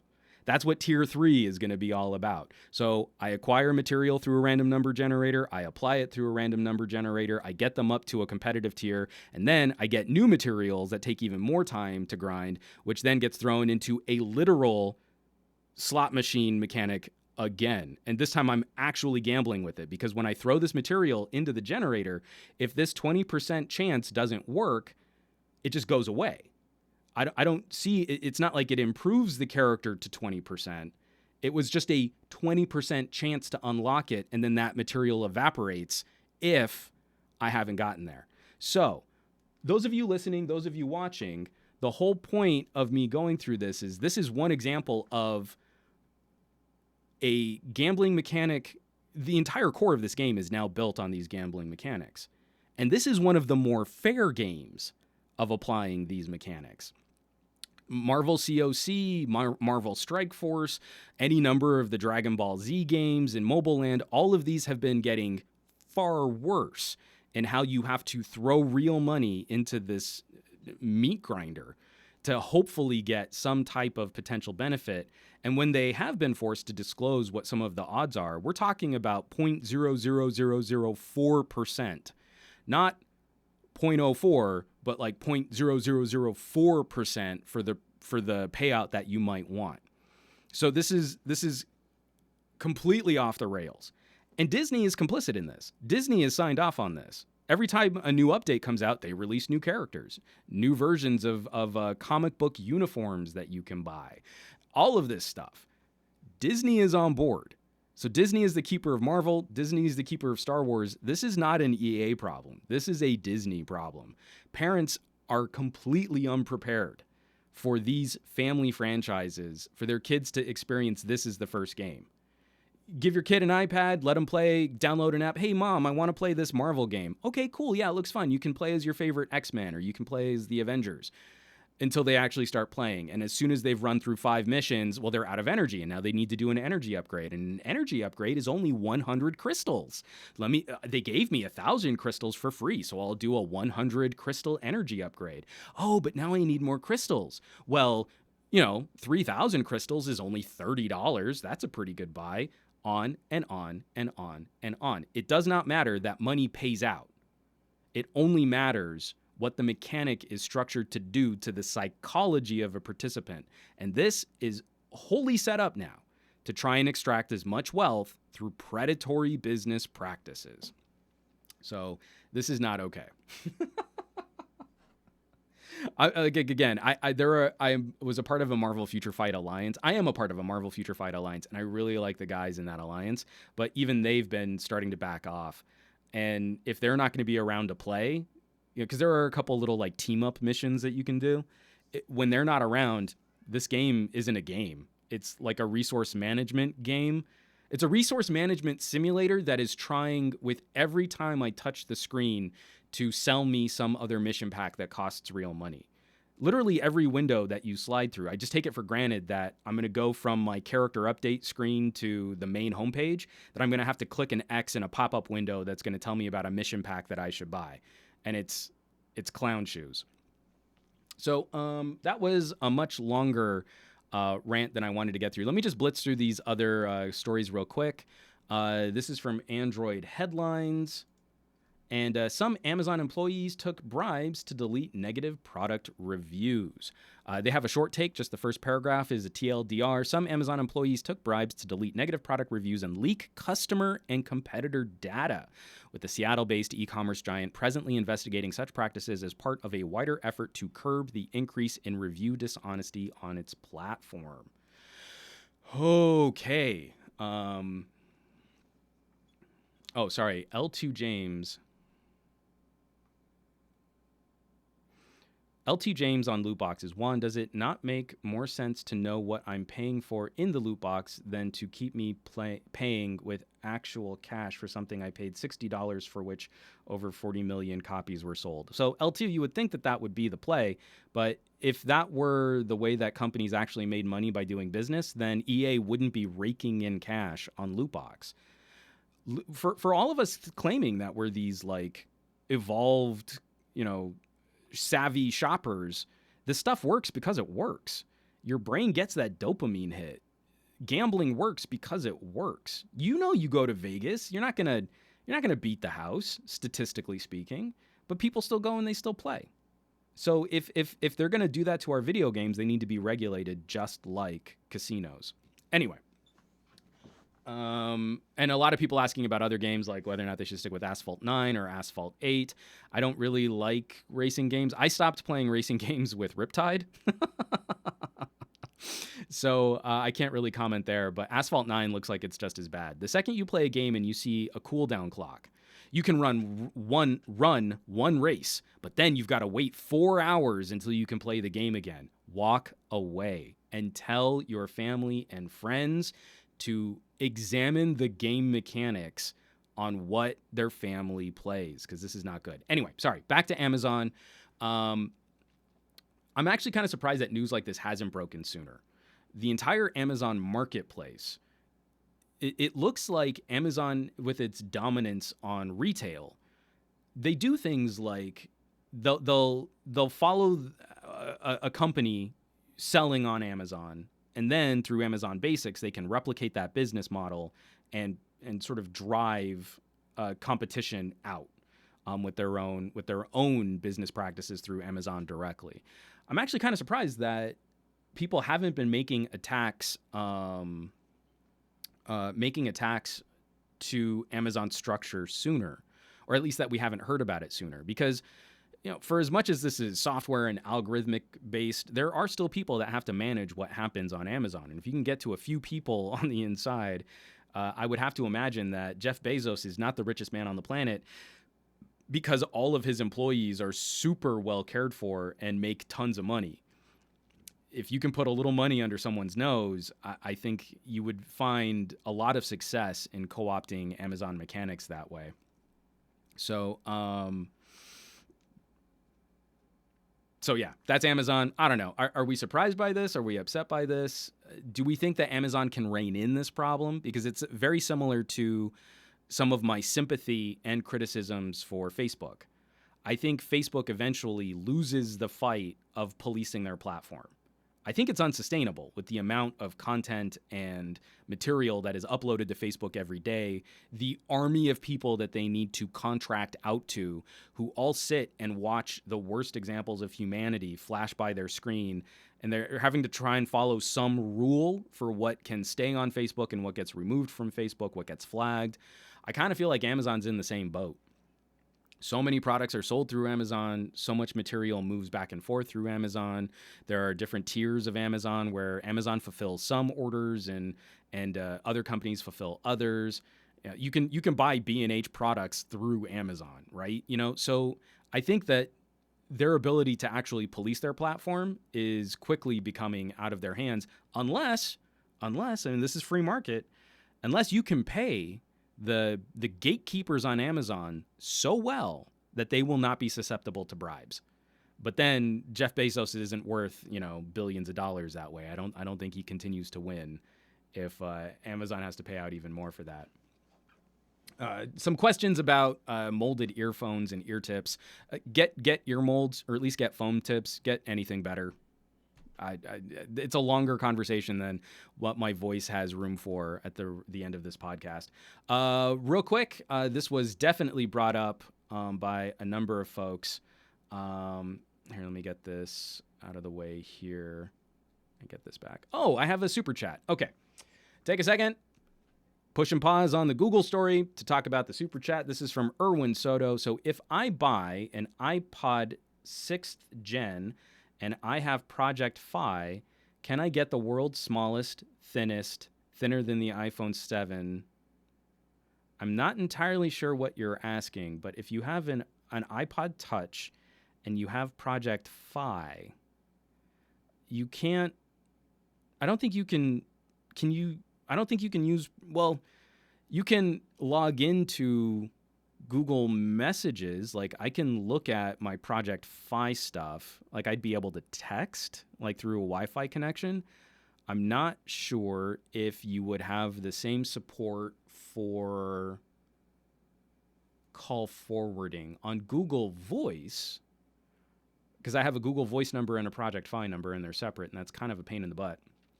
On Google Voice, I do have a couple phones that do Wi-Fi calling, so I would imagine you could probably do something similar. But I'm going to say maybe not the best way to interact with Project Fi. I think, like, because you have to sacrifice a few things. Like, Project Fi on other phones won't properly support multimedia messages, for example.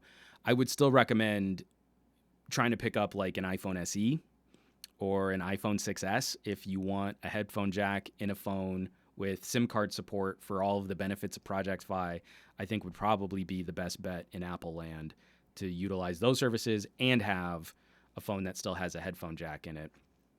That would probably be my recommendation if you're trying to get the best possible deal on something like that. Just know that you're probably going to have wonky support for multimedia messages. I don't think any type of visual voicemail is going to work, but I've used Project Fi on a ton of review devices, but it's also knowing that there are a couple things that are still a little broken that I maybe wouldn't want to use if I were only using one phone as my daily driver. Let's see. And I'm seeing some people on Periscope jumping back in too. Big Force and Danny here from Rip Mode 24/7 Radio Show. Welcome to the stream. I'm almost done. This was one that was highly requested when I put out the tweet on show topics for this week. This is by way of Fortune magazine. Google links searches to phone numbers in Chinese prototype. So this has been causing a lot of controversy with Google engineers and Google developers as to Google trying to figure out a Chinese strategy because of the way that China manages internet traffic. And this is from the article. Hold on, I got to take a drink real fast.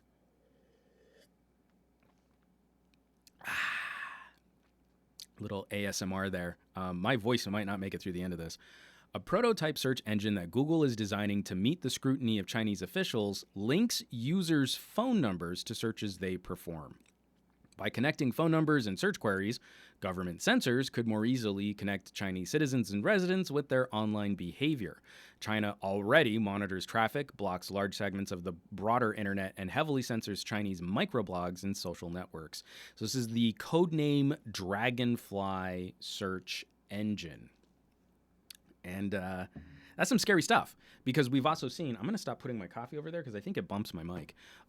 We've also seen China move forward with sort of a social currency strategy, right? You know, they grade their citizens on their behavior in some way. Like, there's an idea in there that's not terrible, but it's just immediately evident how a system like that could be abused.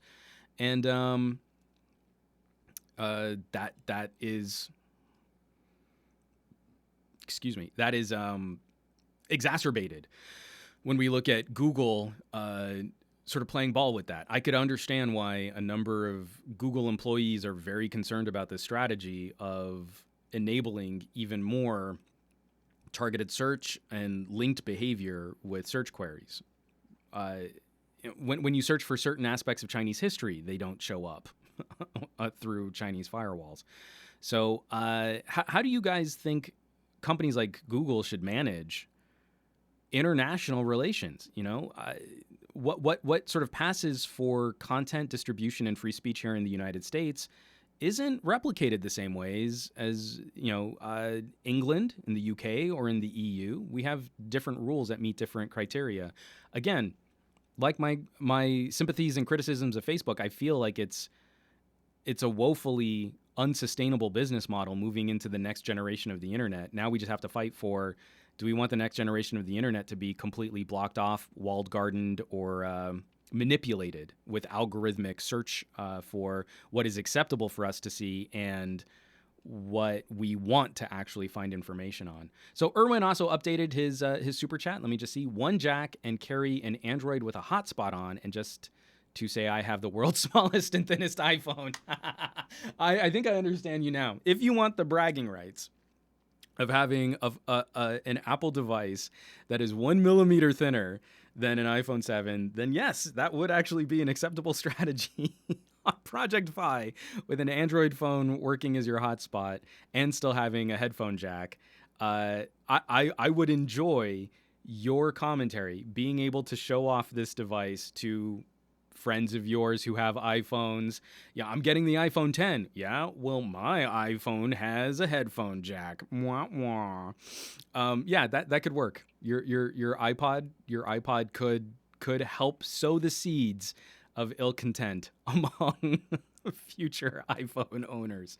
So yes, thank you for the support, Erwin. Thank you for the super chats. If anything else, that just gave me a good chuckle. I don't believe it would be the most functional setup that I would want to use, but it would make me cackle showing off, you know, this argument. Again, I can't believe the number of people who crawled out of the woodwork to say things like, no, I'm glad the headphone jack is there because I want a phone that's thinner. Who wants a phone that's thinner? I don't get that. We want phones with more battery. You know, I'll hold my beer. Here's extra camera sensors. You know, like, I want a phone that, you know, can properly power premium experiences. Oh, you do? Well, here, let's cut a notch into your screen. So, Erwin, yes, that would make me very, very happy, and I think it would be hilarious. So, yeah, I think that could work if your goal isn't the most functional, but it's to kind of twist the knife a little. All right, one last story. I couldn't let a week go by and not bring up some net neutrality news. This is by way of fightforthefuture.org, an outlet that is trying to promote net neutrality awareness. EgyptPie seems really upset about the California net neutrality bill that passed with bipartisan support. So this was put out on the 14th, just before the weekend. Yesterday, FCC Chairman EgyptPie spoke at an event where he ranted about SB 822, the California bill that rebukes his repeal of net neutrality, passed the state legislature with overwhelming bipartisan support. And it's more than a bit ironic that Pie chose Maine to make his remarks, as both its senators, a Republican and an independent, voted in May to overturn his resoundingly unpopular repeal of the FCC's open internet protections. So one of the things is we can say, oh, he's so upset. Oh, he's furious. He's ranting. He's crying all the way to the bank. His job is to be a lightning rod. His job is to be a distraction. He's supposed to get us really upset. I'm talking about him again because outlets like Fight for the Future are writing articles about him. But this is again another step towards where are we going to take this fight next? And I think a major aspect of this discussion is going to hinge on, will conservatives stand up for state rights while states are supporting policy that Ajit Pai seems to disagree with? Do conservative lawmakers actually believe in what they say they stand for? Because we've had a number of fights in other arenas about states' rights, and if states like California and New York and a number of other communities throughout the United States are trying to enact net neutrality protections for their citizens, are they now suddenly going to support an evil government regulator stripping states of their ability to govern their own people? So I want to see how that plays out. I really feel most of the conservatives I chat with, even those that kind of disagree with net neutrality as a general principle, still stand behind states' rights. So they kind of shrug it like, oh, California is that wacko liberal place, so if you want to engage in business, in practice that might harm businesses, go for it. But California is also like one of the biggest economies on the planet all by itself, so we'll have to see how this plays out. But as for Ajit Pai being really upset, oh, he's getting paid bank to be where he is right now. I mean, not directly, because then that would probably be a bribe that you could trace. But something tells me as soon as he's out of the FCC, he's going to be a part of a think tank or a lobbyist group or going right back to Verizon Council, because that's where he comes from. And he's going to be very well compensated for being the punchable face of policy that almost the entire United States population disagrees with. So we'll see. Oh, DOA salesman. I'll be sharing your rant on free-to-play games with my alliance in Dawn of Titans. Is it okay if I take a clip of your show to share it online? Absolutely. Do svidanya. Like, just if you can, link it back to me in some way. But yeah, no, I really want more people talking about how awful and predatory these business practices are. So, folks, we've got about 10 minutes. What do we want to wrap this show up with? I already kind of mentioned that October is going to be a really crazy busy month for me. I'm trying to do a PC rebuild in addition to reviewing a number of the phones that are coming out. LS2, what about the exploding Note 9? So we had a report that a woman in an elevator... I couldn't pull up a good link on this. So the story seems to change a little bit based on whoever's reporting on it. But a woman complained about her Note 9 getting really hot while she was using it. So she put it in her purse, and then it started emitting smoke and making a screeching sound. And that, depending on some reports of what happened, it wasn't put out until someone dunked it in a bucket of water. Like maybe there was a cleaning crew in the elevator with her. I'm not entirely sure how this story is supposed to play out. I don't believe, where there's smoke, there's fire. This is going to be very sensitive territory for Samsung over the next several generations of phone, because news media, one, they're the number one manufacturer in the world, so they're already a big target. Two, after the Note 7 recall, news agencies are just itching to have the same kind of traction and click-through rate that they had when the Note 7 was exploding. That was a salacious story. So anything that goes wrong with an individual Note 9 is going to be linked back to the Note 7. Obviously, every phone manufacturer has problems. We all rationally understand this. It's going to be whether or not we see a handful of devices exhibit any similar. We're in that wait-and-see holding pattern to see if this is a trend or if this is just a one-off problem. If this was just a one-off defective unit, no harm, no foul. Again, like where we were with the Note 7, I was pretty bullish on the Note 7 until there was a consistent track record of some other significant problem with that phone. And I kind of feel like we should probably be in the same boat with any manufacturer, but Samsung is going to be a lightning rod for this kind of commentary and this type of conversation. So I'm not, outside of just the SEO hilarity of Samsung and Note and On Fire, I don't really feel there's much of a story there. A couple other people asking about V40. V40 is one of my most anticipated phones of the year.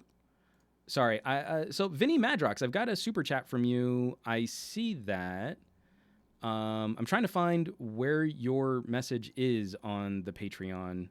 Is it in the community tab? Is that where you put it? I'm trying to find it. Note 9 Loaner. Okay, here. So this is from Vinny Madrox, a patron of mine on Patreon, who also just kicked me a super chat. Hey Juan, I ordered my Note 9 a few weeks ago and the estimated shipping date is September 30th. Since I've been waiting and will continue to wait for the phone for a while, I was wondering if maybe you wanted to borrow, cheaply rent mine for a few weeks for your review instead of putting all that money out for one just to possibly return. I'd really love to see your in-depth camera review and in-depth audio review.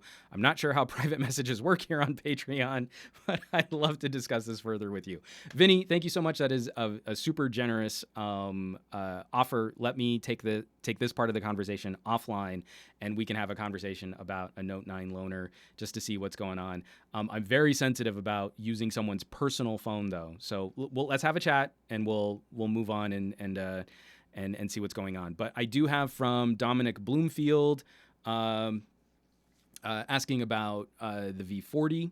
Like I was sort of alluding to, just to kind of wrap up where we were with this podcast, V40 is one of my most anticipated phones of the year. For every issue that I've had with Google and with Apple and other companies getting rid of the headphone jack, LG has been making a consistent effort to promote not only good headphone audio, but a premium audio experience on a phone that commands a premium price tag. I really like my G7 despite the notch. I think the notch is a terrible design accent, but the LCD screen on the G7 is probably the most advanced LCD screen available on any phone, even the iPhone XR, though Apple claims that their 720p-ish resolution iPhone has an advanced LCD on it. Sad trombone. The V40, what I'm going to be really curious to test is LG's camera strategy for a triple rear camera sensor. I was very impressed with the still photography quality on the Huawei P20 Pro by moving up to a larger camera sensor. If there is any issue with LG camera performance, is that they use a slightly smaller camera sensor. So low light stills have a lot of noise reduction destruction. You get this really ugly mottled appearance in really low light. So we're talking night shots. And if you're not exposing for like lights in a night shot, if you're exposing to try and make a night shot bright, then LG's image processing can be very, very destructive. So that's what I'm curious to see. What is their 3 camera sensor strategy going to entail?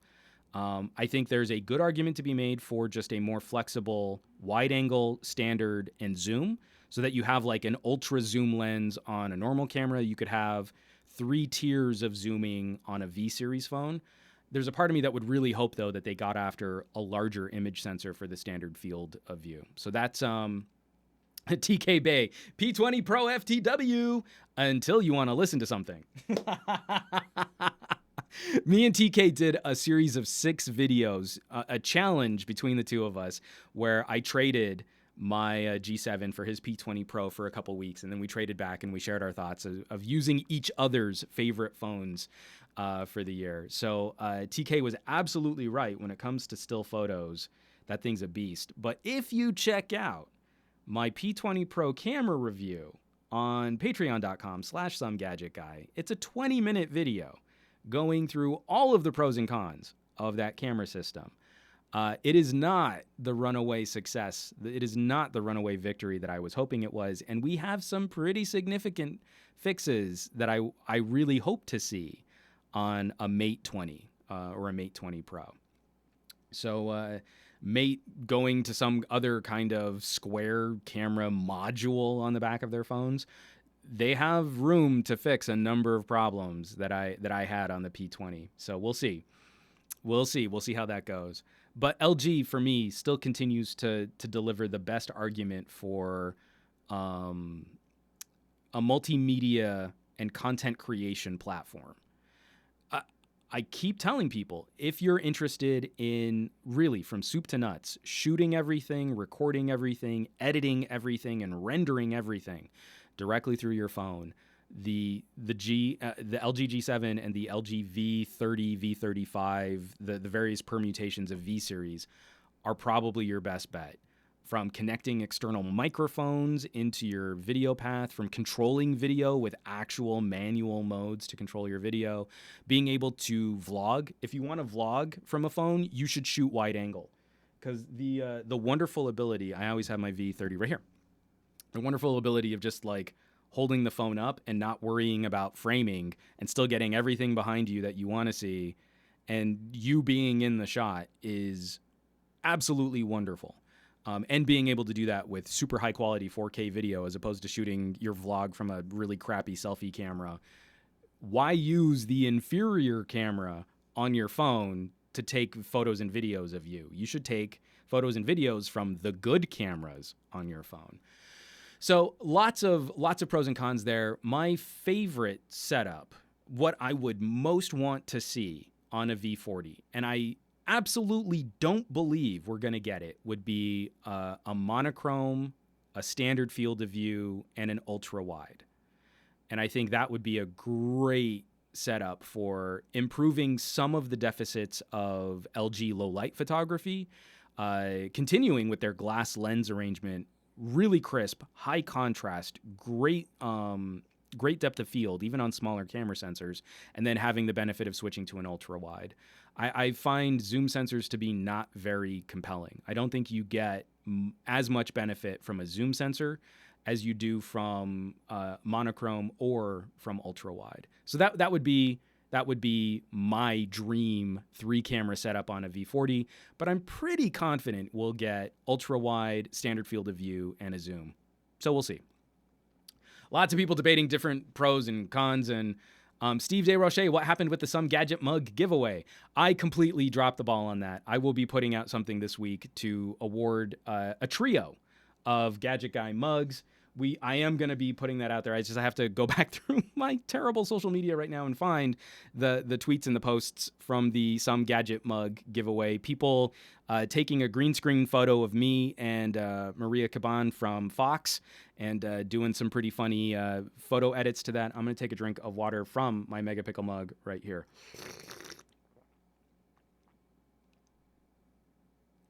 Oh, wow. I got to wrap this up, guys. My voice is almost gone.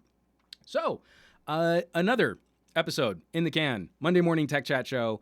Great chat, guys. This was a lot of fun. Tons of stories out there. Definitely be on the lookout for a series of videos on some audio kit.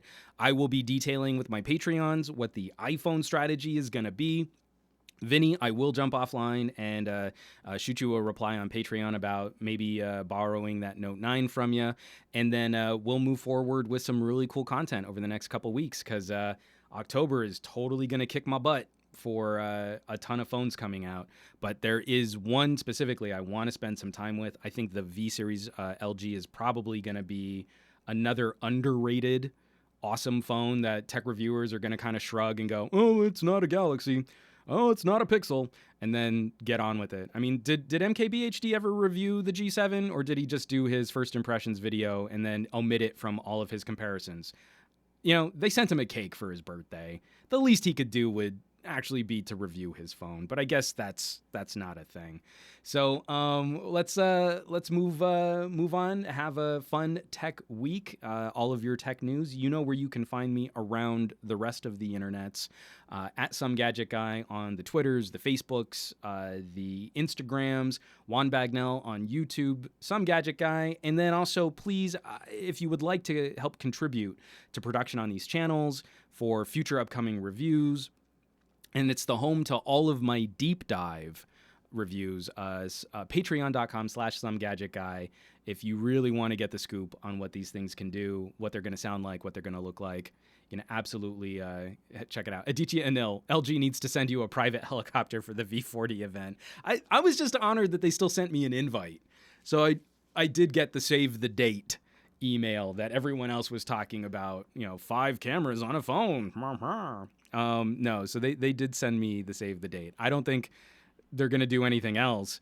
But if I'm spending my own money on a phone, I feel way less anguish right now about a potential V-Series phone than I did an iPhone or a Pixel. So we'll see what they have to say on October 3rd. But yes, I was in the middle of my wrap-up. Catch me around the internet, patreon.com/SomeGadgetGuy, home for all of my camera and audio deep dives. They also get sneak previews on my main videos, like when I review a nice pair of earbuds or when I put Pixel dongles up against each other because dongles are terrible. They'll get to see all of that stuff first. So thank you so much for watching. I hope you all have a fantastic tech week. Have fun with your technology. And you know where you can find me next week on the Monday Morning Tech Chat Show. Also be on the lookout for Creator Chat. So Creator Chat is something that I just started up. The first episode is out with TK Bay, and you can catch that on the SGGQA podcast feed. And this next Friday, I've got another Creator Chat coming out with a nitpicky reviewer out of Europe. So we have a phenomenal conversation coming up for you there too. Go check it out. Be subscribed. That's only going to be an audio podcast. That's not going to be on YouTube or Periscope or anywhere else. You have to go and get the audio version. So thanks so much. Thanks for watching. I'll catch you next week. Monday Morning Tech Chat Show, SGGQA podcast. I love y'all. Be safe, be happy, and do cool things with your technology. Peace out.